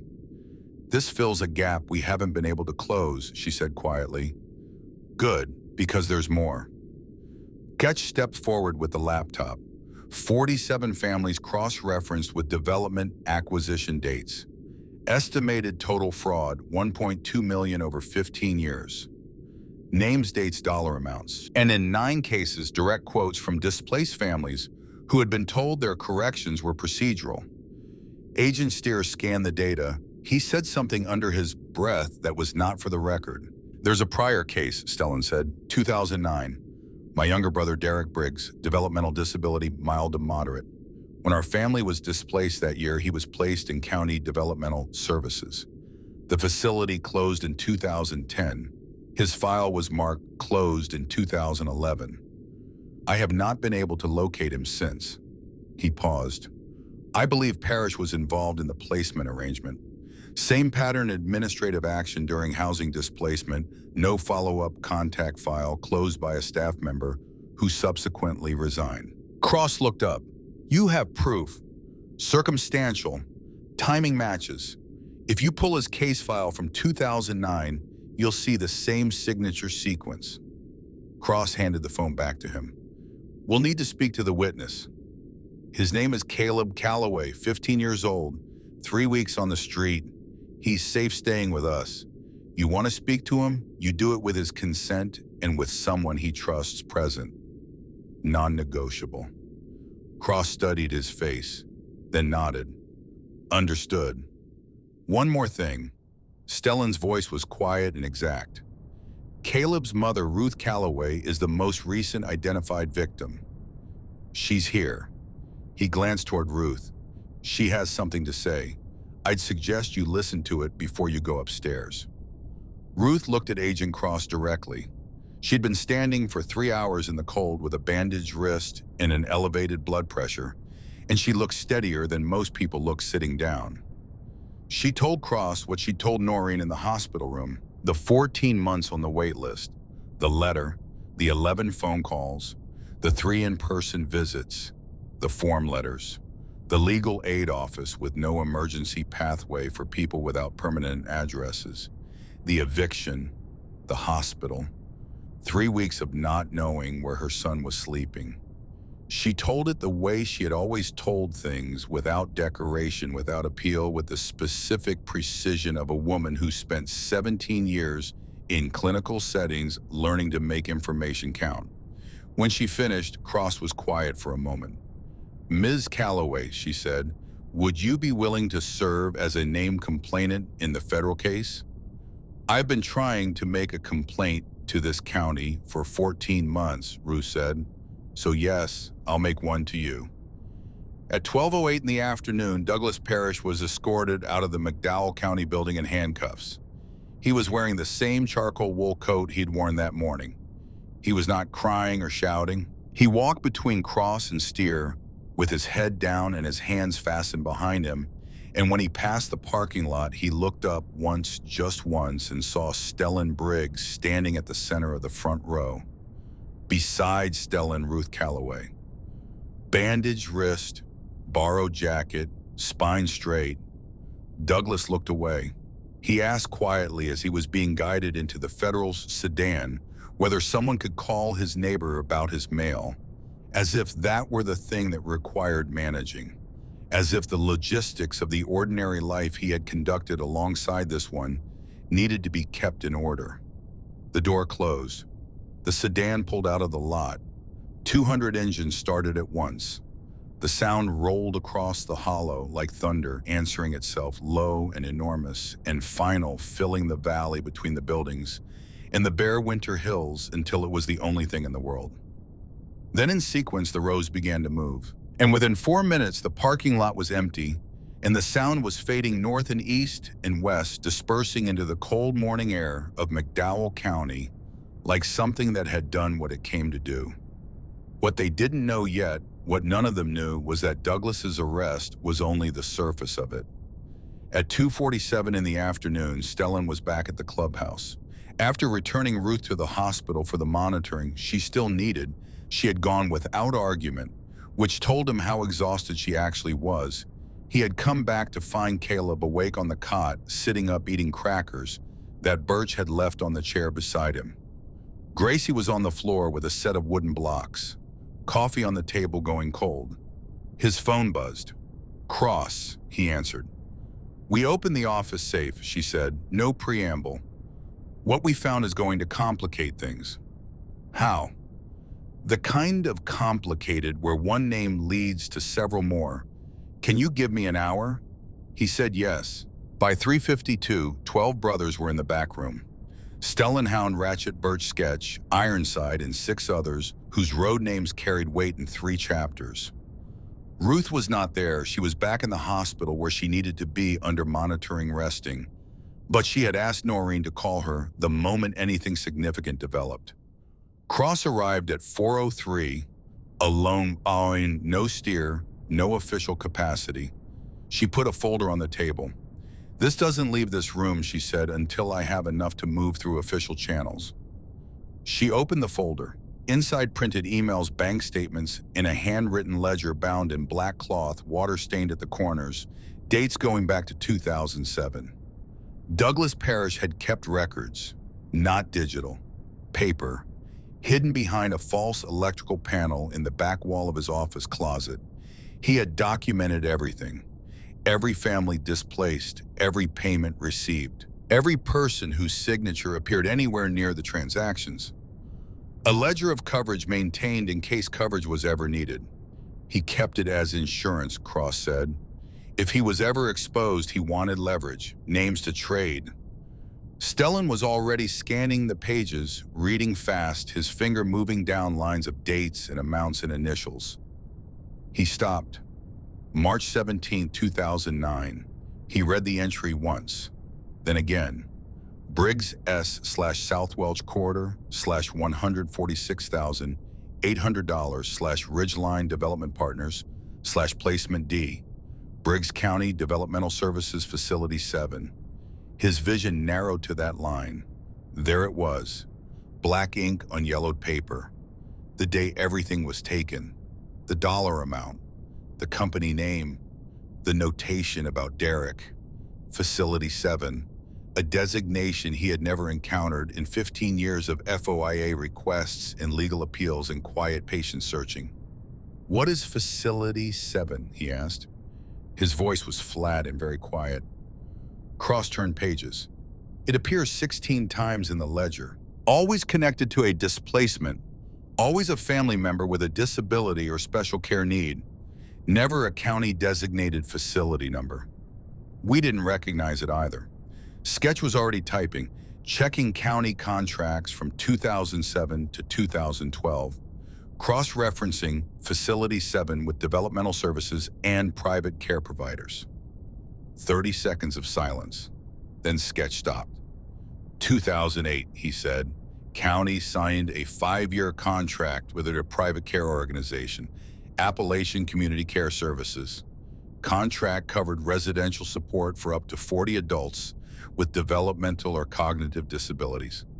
Facilities were designated internally as 1 through 8. "Where was Facility 7? Stellan asked. More typing. "Ironwood Hollow," Sketch said. His voice was careful. "Same corridor Parrish cleared for development in 2011. The room went very quiet. "Hound, let me guess. The facility closed before the development deal went through." 2010, Sketch said. "Contract terminated early. County cited budget constraints. 19 residents at time of closure." "Where did they go?" Stellan asked. Sketch read. His face changed. Files were transferred to independent living services. No forwarding addresses listed for 16 of the 19. Oversight transferred to a county social worker who... He stopped, scrolled. Who submitted her resignation 6 months later? Personal reasons. Stellan stood up. He walked to the window. 19 residents. His brother had been one of them. His brother's file said transferred to independent living. No address, no follow-up. just a closed file in a system that had moved on to the next thing. How many of the 16 have documented follow-up records, he asked. Silence. None, Sketch said. Stellan's hands found the windowsill and stayed there. 16 people, he said. 16 vulnerable adults with developmental disabilities. 16 families who had just been displaced and didn't have the stability to fight the system that had placed their relatives there in the first place. He stopped. 16 files closed without forwarding addresses. We don't know they're gone, Cross said carefully. We know the records are incomplete. Stellan turned around. Pull every file from that facility, he said. Track down every name. Find them, verify where they are, and when you can't account for the majority of them, tell me I'm wrong. Cross looked at him, then at the ledger, then back. Her face had the particular quality of a federal agent recalculating the scale of what she's looking at. If what you're suggesting is accurate, she said slowly, this isn't housing fraud anymore. This is exploitation of vulnerable adults. Potential conspiracy across multiple agencies and a private contractor. My brother, Stellan said, is one of 16 people who have been missing from county records for 15 years. While Douglas Parrish attended church picnics and drove a county SUV and collected a salary paid by the same county whose most vulnerable residents he was selling to private developers. Nobody spoke. Sketch turned his laptop around. On screen, a wire transfer record from 3 days before the night of the storm. Origin Ridgeline Development Partners, LLC, Destination Aldridge Consulting Group, amount $89,200. Reference final quarter acquisition, Ironwood Hollow. Ironwood Hollow. 2318 Ironwood Hollow. Ruth and Caleb's address. Douglas Parrish had been paid $89,000 to clear them out 3 weeks ago. 3 weeks ago, while he was driving his county SUV and being photographed shaking hands at the Welch Chamber of Commerce dinner. The room was very quiet. Then Stellan looked at Ironside. I need help finding Derek, he said. I need help. I know it's been 15 years. Ironside stood slowly. He was 60 years old and had found things in those years that the official systems had given up looking for. He crossed the room and put one large hand on Stellan's shoulder. Then we start looking, he said, tonight. Stellan looked around the room at Hound and Ratchet and Birch and Sketch and the brothers who had driven through the night because he had asked. Pound on, he said, find a social worker who resigned. Her name should be in the facility contract documents. Track her down. She knows what happened when that facility closed. Hound nodded. Sketch, every county record you can access on Facility 7 in Appalachian Community Care Services. Resident names, transfer dates, any documentation of follow-up care. On it. Ratchet and Birch, start calling the 47 families on the list. Find out who saw what. Find out who tried to report something and was ignored. They nodded. That night, after Cross had gone and most of the brothers had driven home, and the clubhouse had thinned to a quiet few, Stellan sat at the table with Derek's file in front of him. The FOI IA copy, the one that had come back twice with the placement destination and the signing official redacted in thick black bars. He looked at the photograph clipped to the inside cover.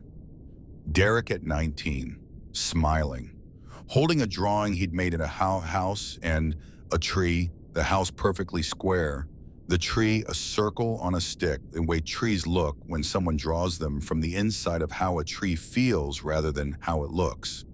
Stellan had this same drawing tattooed on his forearm 18 years ago. He could feel it under his sleeve.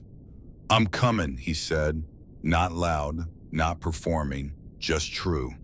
His phone buzzed. Cross FBI formal investigation opened. RICO filing initiated. Parrish arraigned tomorrow 9 a.m. Bail hearing immediately after. You should be there.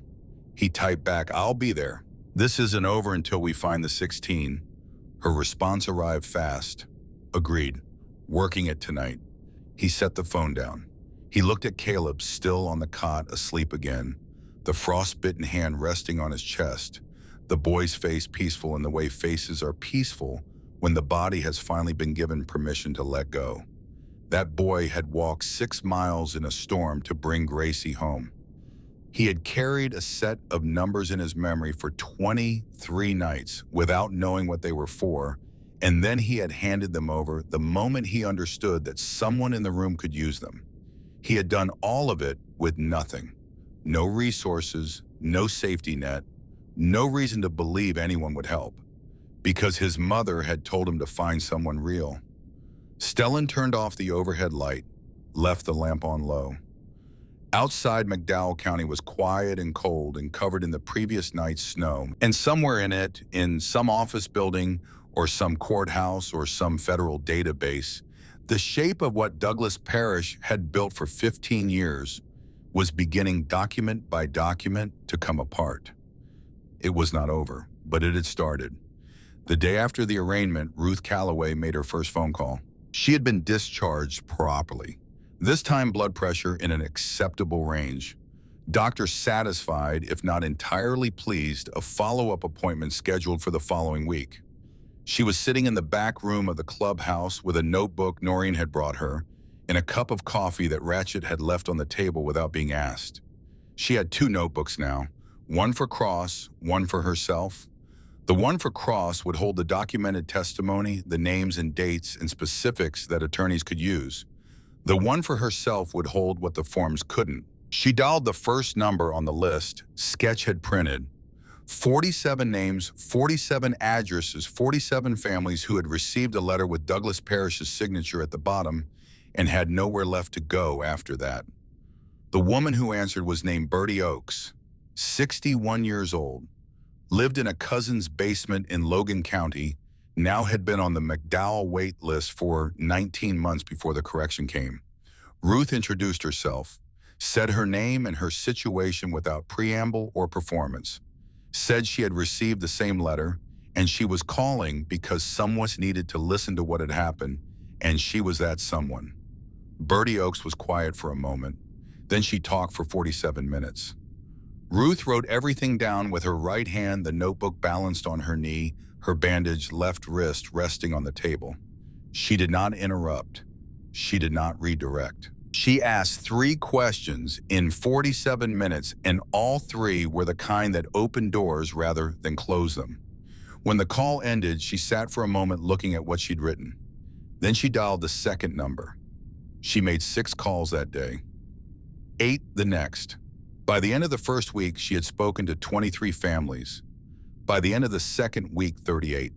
The remaining 9 she reached in the third week, some through other families who passed her number along, some through the network of churches and community organizations that existed in the hollows and hillside neighborhoods of McDowell County as the actual connective tissue of a community that official systems had never fully served.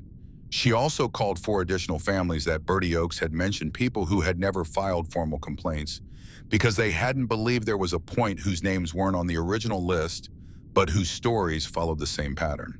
For the purposes of the civil case, the documented count held at 47, but Ruth kept those 4 names in her second notebook because their stories were real, regardless of whether they appeared in a filing. She talked to a retired coal miner in his 70s who had lost his waitlist position 2 weeks before his daughter's wedding and had spent the night of the reception sleeping in his truck. She talked to a woman with 3 children under 10 who had been told her correction was procedural and had believed it because she had no reason not to and no resources to investigate it.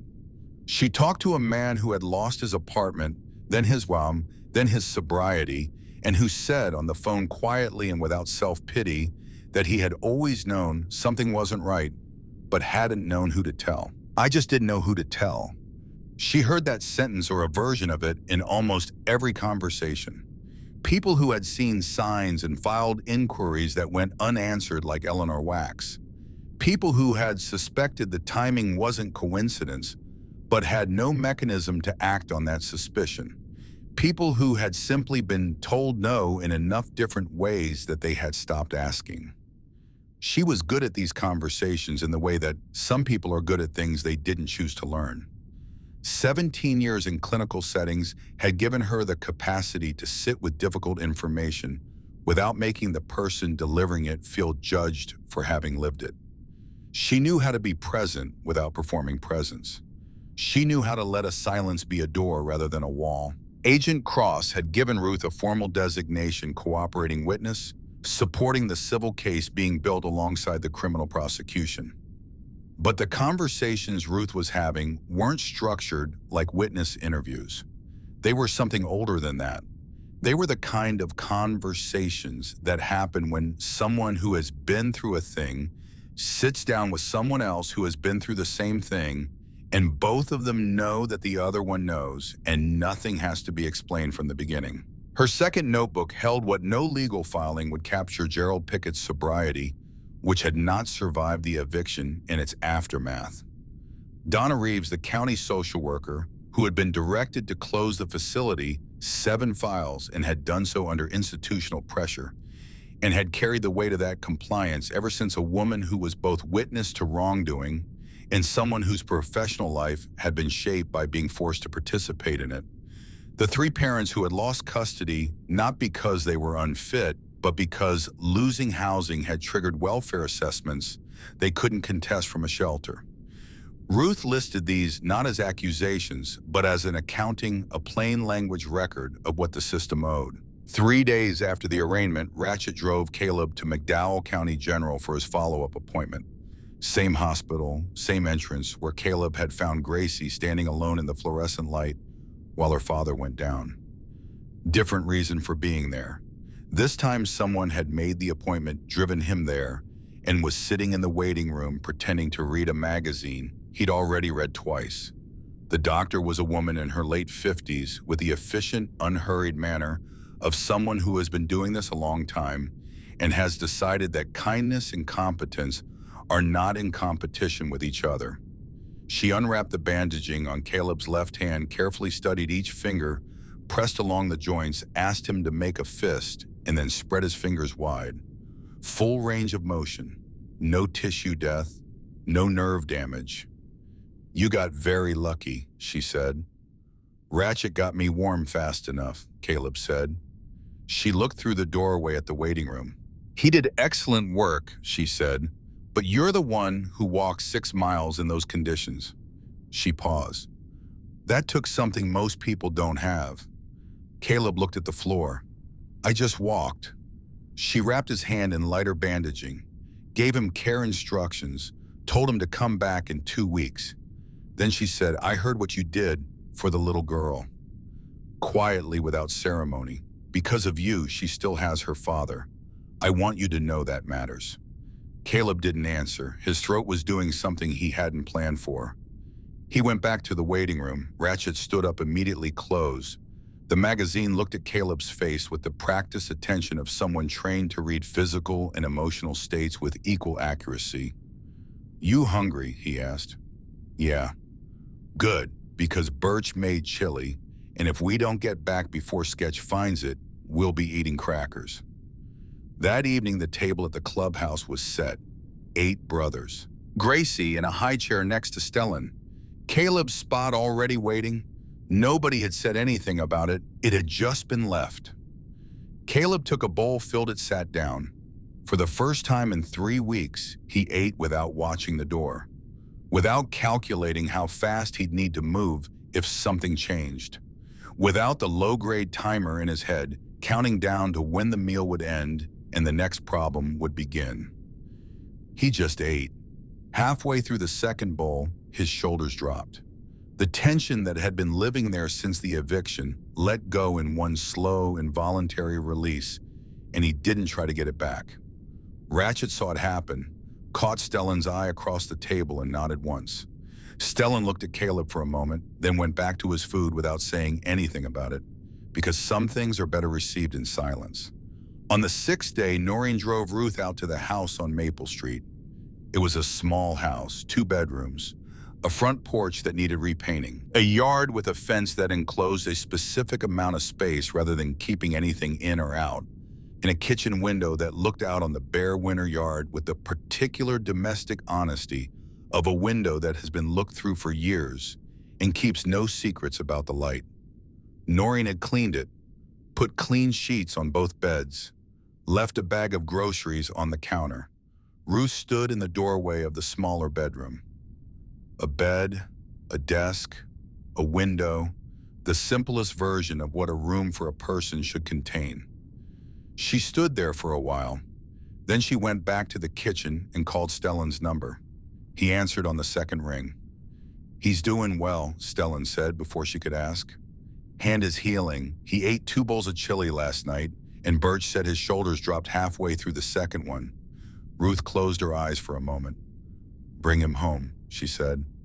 Stellan pulled up to the Maple Street house that afternoon with Caleb in the passenger seat of his truck. Caleb looked at the house through the windshield, at the fence and the porch and the kitchen window, and the particular quality of light that comes from inside an occupied space on a winter afternoon. He got out of the truck. Noreen was on the porch. She had been waiting without trying to look like she was waiting, which is its own particular skill. When Caleb came up the porch steps, she came down them to meet him, and she held him for 15 seconds with the specific force of someone who has spent 19 days not knowing where he was and is compensating for every one of those days in a single held moment. When she let go, her eyes were wet and she didn't apologize for it. "Your mother's inside," she said.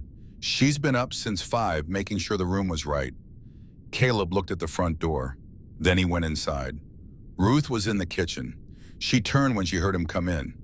They stood in the kitchen of the small house on Maple Street and looked at each other. And there was no version of this moment that required words because everything that needed saying was already contained in the fact of them both being there upright together on the other side of it.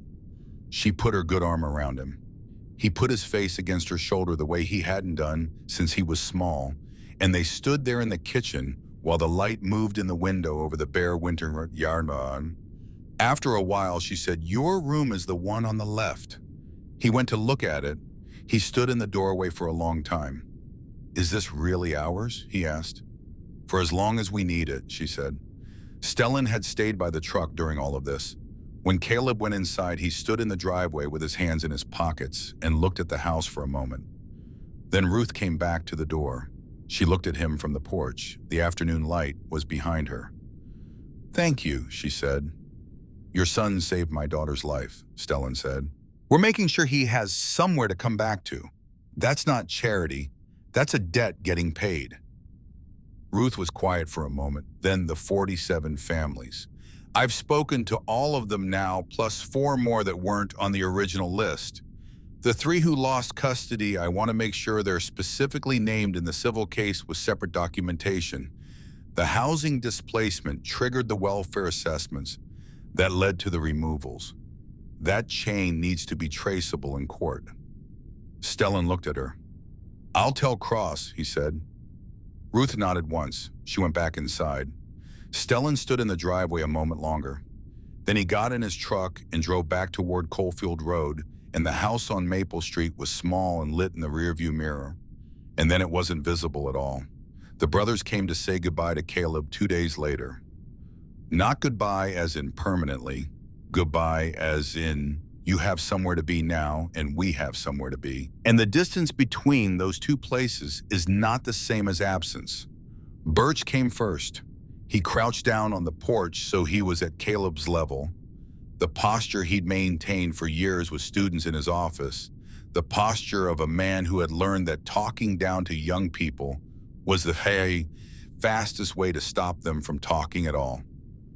"You settling in?" he asked. "Yeah," Caleb said. "Good, yeah." Birch pulled a folded piece of paper from his jacket pocket, a phone number written in neat, careful print. "That's my number. Anything school bad nights, whatever comes up. I spent 10 years with kids your age. I know what it looks like when the ground stops being solid. You don't have to go through that alone anymore." He pressed the paper into Caleb's hand. "I mean it. Anytime." He straightened up. Ruffled Caleb's hair once the way you touch something you want to handle with care. Then he got in his truck and drove. Sketch arrived an hour later, younger, faster, with the slightly compressed energy of someone who communicates better through action than conversation. He handed Caleb a laptop. "Refurbished, but solid," he said. Good enough for school and then some. There's a folder on the desktop, your story, everything in the case that's a matter of public record. Every document that explains what happened to your family and why. You're old enough to know. If you want to read it, it's there. If you don't delete it, that's your call. He pulled out his phone, showed Caleb his contact. I'm good with systems. Computers, records, tracking things down. You ever need help finding something, anything, you text me. Caleb took the laptop carefully. Why are you giving me this? Sketch looked at him directly. Because Parrish took a lot from you. He doesn't get to take the story too. You know what happened. You get to decide what you do with it. He knocked his fist gently against Caleb's shoulder. Not hard. The contact of someone who means well and isn't sure how to say it any other way. Then he left. Ratchet came last. He brought a first aid kit, a real one packed with exactly the supplies that someone recovering from frostbite in a cold climate needed for the next month, and a handwritten card with care instructions for the hand. He stood on the porch with his hands in his pockets, looking mildly uncomfortable in the way people look when they have something important to say and are not sure of the architecture of saying it. The hand looks good, he said. Keep it warm. Any numbness or pain that's new or getting worse, call me immediately. Before you call anyone else. Clear, Caleb said. Ratchet nodded. Then, I've seen a lot of situations. 2 tours, 6 years as an EMT, 12 years riding with this chapter. Things that should have ended badly and didn't. You know what the difference usually is? Caleb shook his head. Someone shows up, Ratchet said, at the right moment and decides to stay. He pulled a card from his pocket, Stellan's number, Hound's number, his own. You showed up for Gracie when it mattered. We showed up for you. That's the whole thing. That's how this works. He handed over the card. You're family now, not in a formal way, but the real way. And family means you call. Caleb took the card, looked at it. It does, he said, mean something. Ratchet nodded once satisfied with that and walked to his bike. Stellan came last of all. He pulled up to the Maple Street house and got out of the truck and stood at the end of the front walk while Caleb came down the porch steps. They stood in the weak winter sunlight, Caleb with his laptop under his arm and 3 phone numbers in his jacket pocket. Stellan held out his hand. Caleb took it and Stellan shook it firm and level, the handshake of someone who considers the other person an equal regardless of the difference in their years or their circumstances. You call if you need anything, Stellan said. Day or night, you hear me? I hear you. You've got family now, blood and chosen both. He paused. Don't forget either one. He got back in his truck, started the engine, rolled down the window. Caleb, the boy looked up. You did good, Stellan said. Real good. Don't let what happened make you think otherwise. Then he pulled out of the driveway and drove north on Maple Street, and the truck was gone around the corner. Before Caleb had fully processed that he was standing in front of a house that was his, with a room that was his, and 3 phone numbers in his pocket and a laptop under his arm, and the first solid ground he'd felt in 3 weeks beneath his feet. He went inside. His mother was at the kitchen table with her second notebook open. She looked up when he came in. Ratchet said the hand is good, Caleb said. I know, he texted me. Caleb sat down across from her, looked at the notebook, at the columns of names and dates and losses that she'd been building one phone call at a time. You're going to be okay, he said. She looked at him. We're going to be okay, she said. And she meant it the way she had always meant things, not as reassurance, not as performance, but as an accurate assessment of conditions based on available evidence.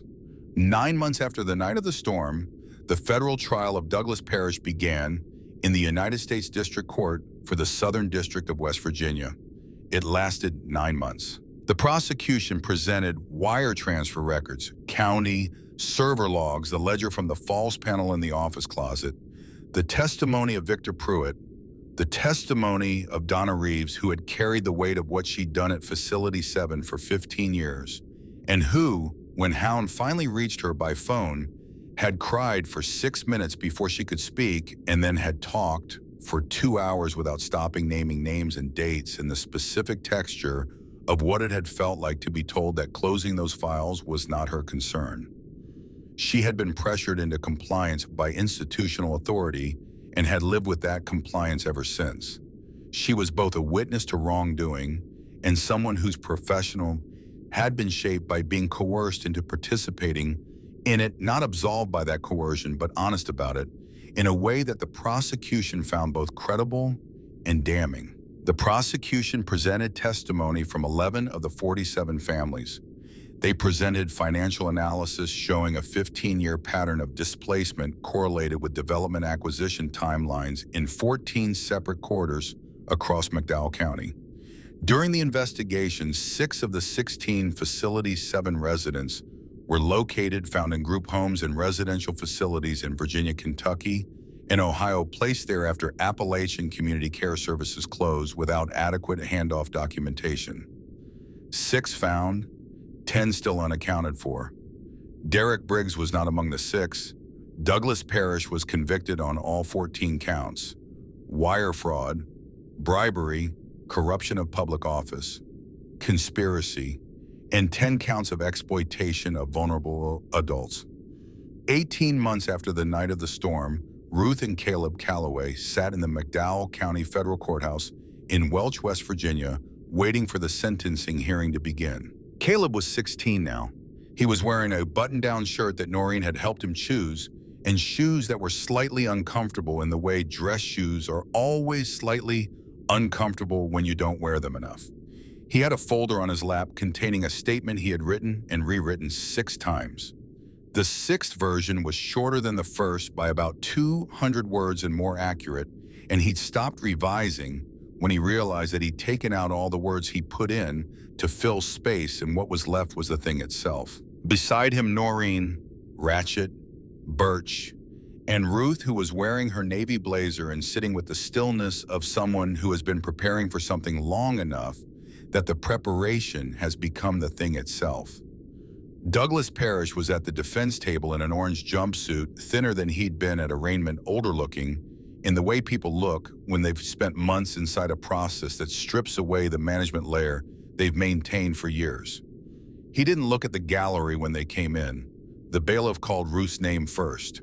She walked to the podium, set down her second notebook, the plain language one, the accounting of what had actually been lost. She looked at the judge. "Your Honor," she said, "my name is Ruth Calloway. I was a registered nurse in this county for 17 years.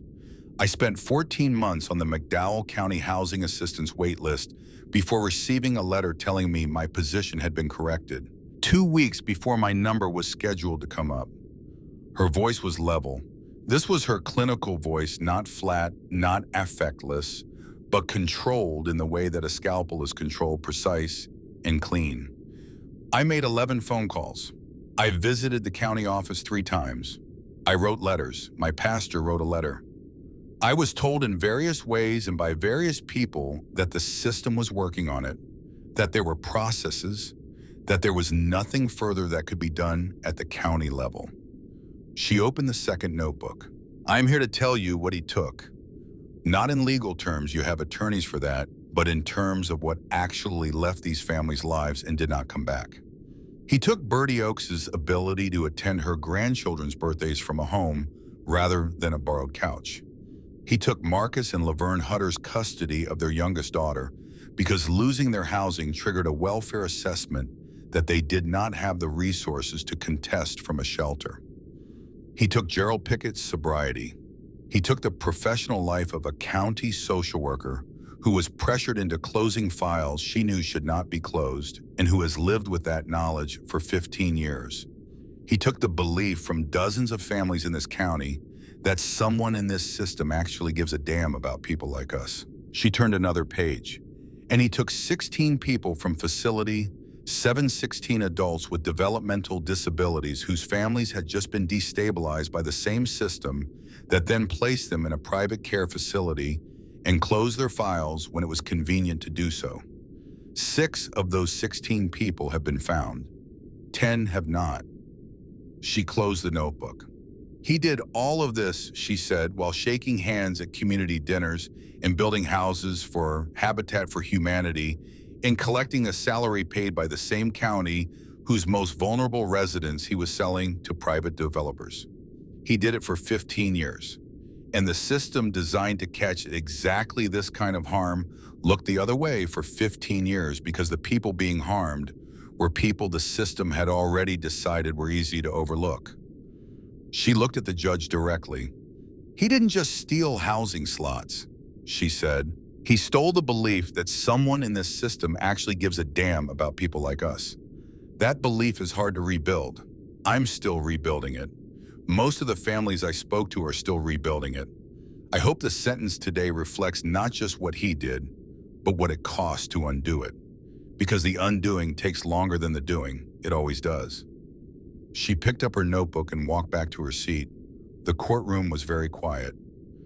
Caleb was called next. He stood up, walked to the podium, set his folder down and looked at it for a moment, then decided he didn't need it.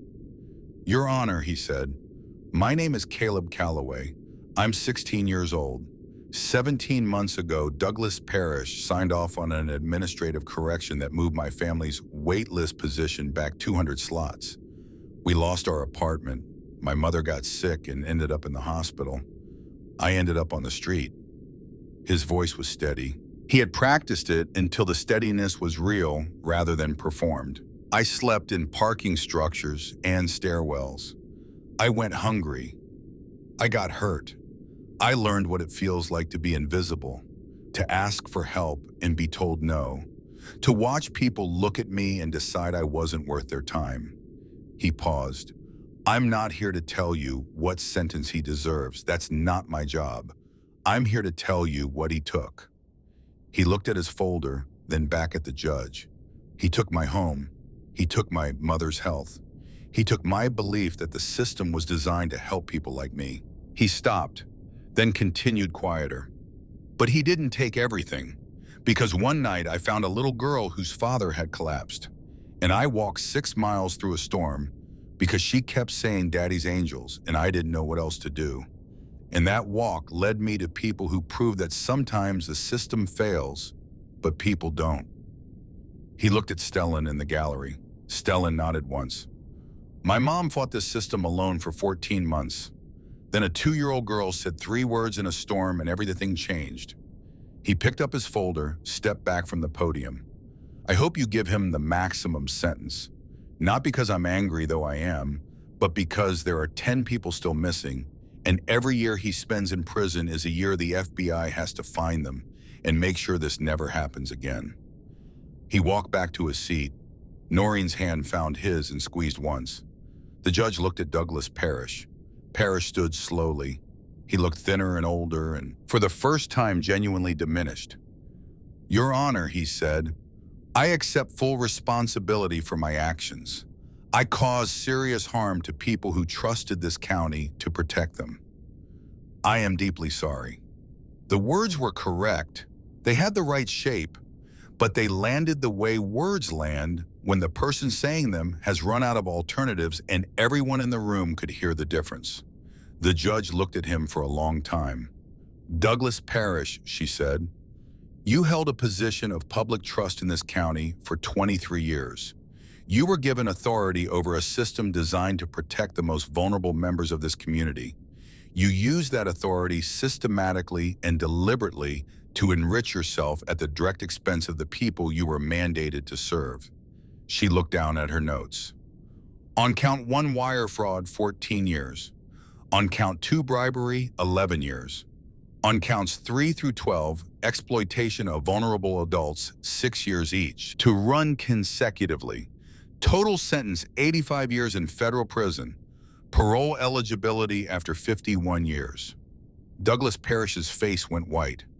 "You are further ordered to pay full restitution to all identified victims, the amount to be determined by the civil proceeding currently before this court.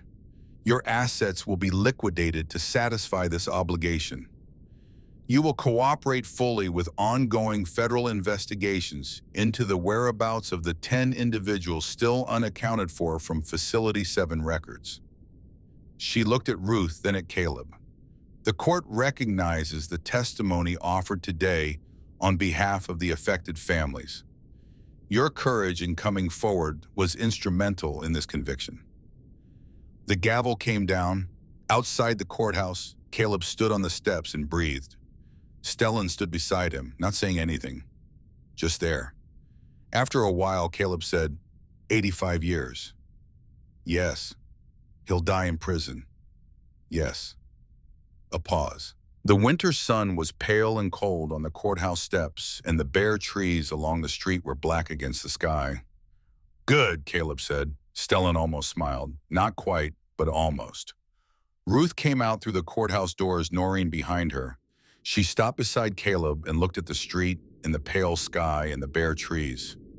Come on, Stellan said. Let's go home. 7 years after the night of the storm, Caleb Calloway walked into the McDowell County Housing Assistance Office at 8:45 on a Monday morning, hung his jacket on the hook behind the door, and sat down at the intake coordinator's desk. He was 22 years old. He had a Bachelor of Social Work from West Virginia University completed in 3.5 years by taking summers and going full-time from the day he enrolled. His final year placement supervisor had written in his evaluation that he had a particular gift for sitting with families in crisis without making them feel assessed. He understood what that meant. He had been assessed. He knew the difference. The desk he was sitting at was as far as he could determine the same desk, same approximate position, in the same room where a caseworker had looked at her screen instead of his face when he'd come in at 15 with his mother's corrected wait list notice and asked what could be done. He had thought about this before he took the go, had sat with it for several days, had decided that the answer to a broken thing was not to walk away from it, but to go back in and fix it, and that the best person to fix a thing was someone who knew exactly how it broke. His first client arrived at 9:15, a woman named Loretta Hollenbeck, 36 years old, 2 children under 8, an eviction notice dated 11 days ago. She came in with the specific posture of someone who has already been told no too many times to enter a room without bracing for it, shoulders up, chin slightly down, eyes doing the quick, involuntary assessment of exits. Caleb recognized the posture. He had worn it himself. He stood up when she came in, extended his hand. Ms. Hollenbeck, he said, I'm Caleb. I'm your intake coordinator. Sit down, please. She sat. She looked at him the way people look at someone younger than they expected, calculating whether the youth meant inexperience or dismissal.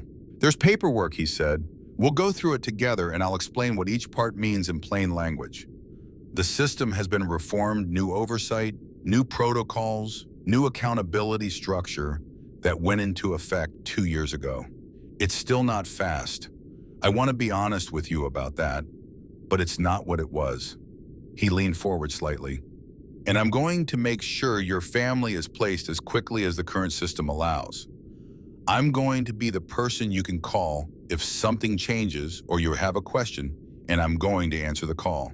Loretta Hollenbeck looked at him. You're serious, she said. Yes, ma'am. Her eyes filled. She pressed her lips together and looked at the table for a moment. Then she looked back up. Okay, she said. Okay, let's do the paperwork. 4 floors above the intake office in a corner room with 2 windows that looked out over the town of Welch and the ridgeline beyond it, Ruth Calloway sat at her desk as director of the McDowell County Housing Advocacy Program. The program had not existed 7 years ago. It had been created as part of the reform package following the Parrish conviction, built from a template that Ruth had drafted during the months she'd spent calling families with a bandaged wrist in a second notebook in which she had submitted to the County Oversight Board the day she was formally released from her cooperating witness obligations. The board had sat on it for 8 months. Then Agent Delacrosse had sent a letter recommending its adoption. Then Stellan Briggs had appeared at a county board meeting with 12 brothers and sat in the public gallery for 4 hours without saying a word. The board had voted to adopt the program the following Tuesday. Ruth had been its director for 4 years. She had a staff of 6. She had a hotline answered by a human being during business hours and by a recorded message with emergency referrals after hours. She had a formal partnership with the legal aid organization that had told her 7 years ago that they couldn't open an emergency file without a permanent address. That policy had changed. She had made sure of it. She was reading a case file now, one of 10 on her desk this week, each one a family in some stage of the displacement and recovery process that she had come to know as intimately as any clinical protocol she'd ever memorized. She read carefully, looking for the thing that wasn't written down, the detail that the form couldn't hold the human shape behind the data. Her left wrist ached in cold weather. It always would. She had learned to work with it rather than around it. There was a knock at the door. "Come in," she said. The door opened and Caleb leaned in. He was holding a file folder and wearing the slightly tired look of someone who has done real work for 8 consecutive hours and is satisfied with it. "First day's done," he said. Ruth looked at him, at the file in his hand, and the tiredness in his face, and the particular quality of steadiness that had been there since he was small, and that she had always known, even in the worst weeks, was not going to break. "How was it?" she said. "Hard," he said honestly. "Saw a lot of families that look like us." "That's going to happen every day." "I know," he paused. "I helped them though, or started to." "That's enough for day one," she said. "That's exactly enough." He nodded, started to pull the door closed, then stopped. "Stellan's at the Clubhouse tonight," he said. "Gracie has something to show us. Something about school." Ruth looked at the file in her hand, then she set it on top of the others and reached for her jacket. The Clubhouse on Coalfield Road smelled the same as it had the night Caleb had collapsed through its door 7 years ago. Motor oil and coffee and wood heat and the specific warm density of an occupied space that has held many people over many years. Some smells are structural. They don't leave. Stellan was at the table. Grayer now at the temples, a new line or two in the scar along his jaw, but otherwise substantially the same controlled presence, the same quality of attention, the kind of man who becomes more himself as he gets older rather than less. Gracie was doing homework at the far end of the table. She was 9 years old with her father's dark eyes and her own entirely specific way of moving through a room certain and unhurried, as if she had decided long ago where she was going and was simply following the route. She looked up when Ruth and Caleb came in. "Caleb," she said, "I got an A on my science project. The one about weather systems." "That's excellent, Gracie," Caleb said. She beamed at him with the pure, uncomplicated pleasure of a child who has done something well and has found exactly the right audience for it. Then she went back to her homework. Ruth and Caleb sat down. Ratchet appeared from the small kitchen with coffee for Ruth and a glass of water for Caleb without being asked. Stellan looked at Caleb. "How was the first day?" "Hard, Ruth said before Caleb could answer. "He already told me." Stellan looked at her. "He tell you what he did?" "Started to help the families," she said. "That's all that needs saying." Stellan nodded. Caleb looked at the far wall. The birthday card was there. In a frame that Stellan had made himself from scrap wood, the card centered and visible behind glass. The ink still running in blue rivers across the ruined cardboard, the words still legible, "Daddy's Angels." Gracie's handwriting at 2 years old, unsteady and completely certain. Beside it in a separate frame, a photograph. A girl 4 years old in a yellow dress, squinting slightly into the sun. Addie Briggs, never found. FBI still looking. And beside that a drawing, a house and a tree, the house perfectly square, the tree a circle on a stick. Reproduced from a photograph because the original was somewhere Stellan didn't know yet. Derek's drawing made it 19 copied and framed because the original deserved a frame even if it wasn't here. Caleb looked at the 3 frames for a long time. He reached into his jacket pocket and pulled out the 3 cards. Birch's number, Sketch's number, Ratchet's number, worn soft at the edges. Now the writing faded from 7 years of being carried. He put them on the table in front of him. Stellan looked at the cards. "You still carry those," he said. "Yeah," Caleb said. Neither of them said anything else about it because nothing else needed to be said about it. "They found another one last week," Stellan said after a moment. "One of the 10, a man named Gerald Park. He's been in a residential facility in Morgantown since 2012. His file was misfiled under an incorrect county designation. He's 61 years old and in good health." "9 still missing," Caleb said. "9, Stellan said. "We keep looking. Ironside has been running down leads in the Ohio records. He thinks there might be 2 more in the Columbus area." Ruth looked at the frames on the wall, at Addie and the drawing and the birthday card with its running ink, at the particular weight of the things that had not been found yet and might never be sitting alongside the things that had been found and that were here in this room alive and present in the specific warmth of a Tuesday evening. Gracie finished a page of her homework, flipped to the next page, frowned briefly at a question, wrote something down. She had her father's quality of concentration complete and unhurried, undivided. The refrigerator hummed in the corner. The same refrigerator that had hummed 7 years ago when Birch pulled the birthday card from the vest pocket and the room went quiet and every person in it straightened without moving. The same sound in the same corner. And now the sound meant something different. It meant home. Not the beginning of one. Home itself. Ruth set down her coffee cup and looked at the birthday card. Daddy's Angels, written in the shaky, certain hand of a 2-year-old girl who had known something that night that none of the adults around her had known, who had pointed at a lit window in a storm and named what was inside it with a precision that turned out to be exact. Ruth had spent 7 years thinking about what it meant that a child had been right when all the systems designed to help had been wrong. She had not arrived at a satisfying theoretical answer, but she had arrived at a practical one. You pay attention. You listen when something feels wrong. You do not look away. You pick up the child and you walk. That was the whole of it. That was the only thing it had ever been. Stellan's phone buzzed on the table. He glanced at it. An unknown number, area code 503, Portland, Oregon. He picked it up and answered. "Mr. Briggs." A woman's voice, careful, professional, with something underneath the professionalism that wasn't quite neutral, the voice of a person who has been waiting to make a specific call for a long time and is now making it. "My name is Greta Hollis. I'm a social worker with Multnomah County in Oregon." Stellan went very still.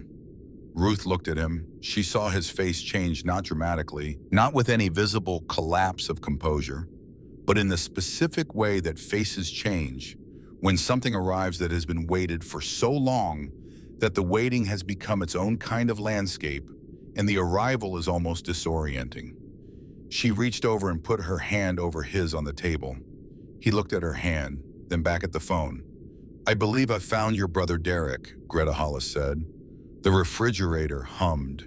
Gracie wrote something in her notebook without looking up. Caleb sat very still. "He's safe," Greta Hollis continued. "He's been in a residential care facility here in Portland since 2011.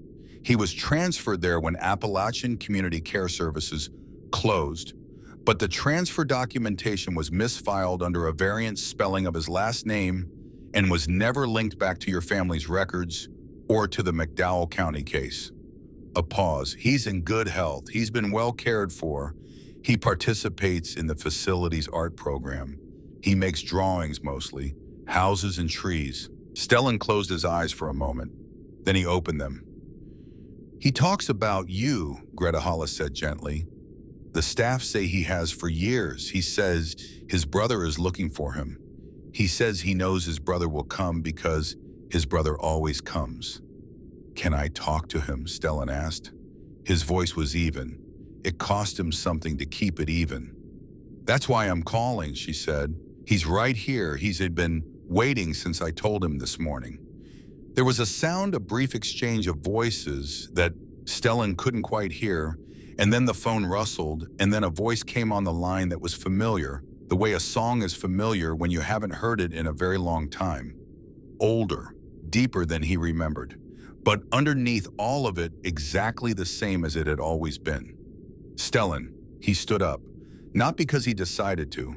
He was simply standing, and then he was walking toward the door, and then he was outside in the cold February air of Coalfield Road. And the stars above the West Virginia ridgeline were the same stars they had always been, and he held the phone against his ear and he said, "Derek, I knew you'd find me." The voice was calm, happy in the uncomplicated way of someone who has held a belief for a long time and has been proven right. "I kept telling everyone, my brother is looking. He'll find me. He always comes." "I'm sorry it took so long," Stellan said. "You found me," Derek said. "That's what matters. That's the whole thing." They talked for 37 minutes. About nothing. About everything.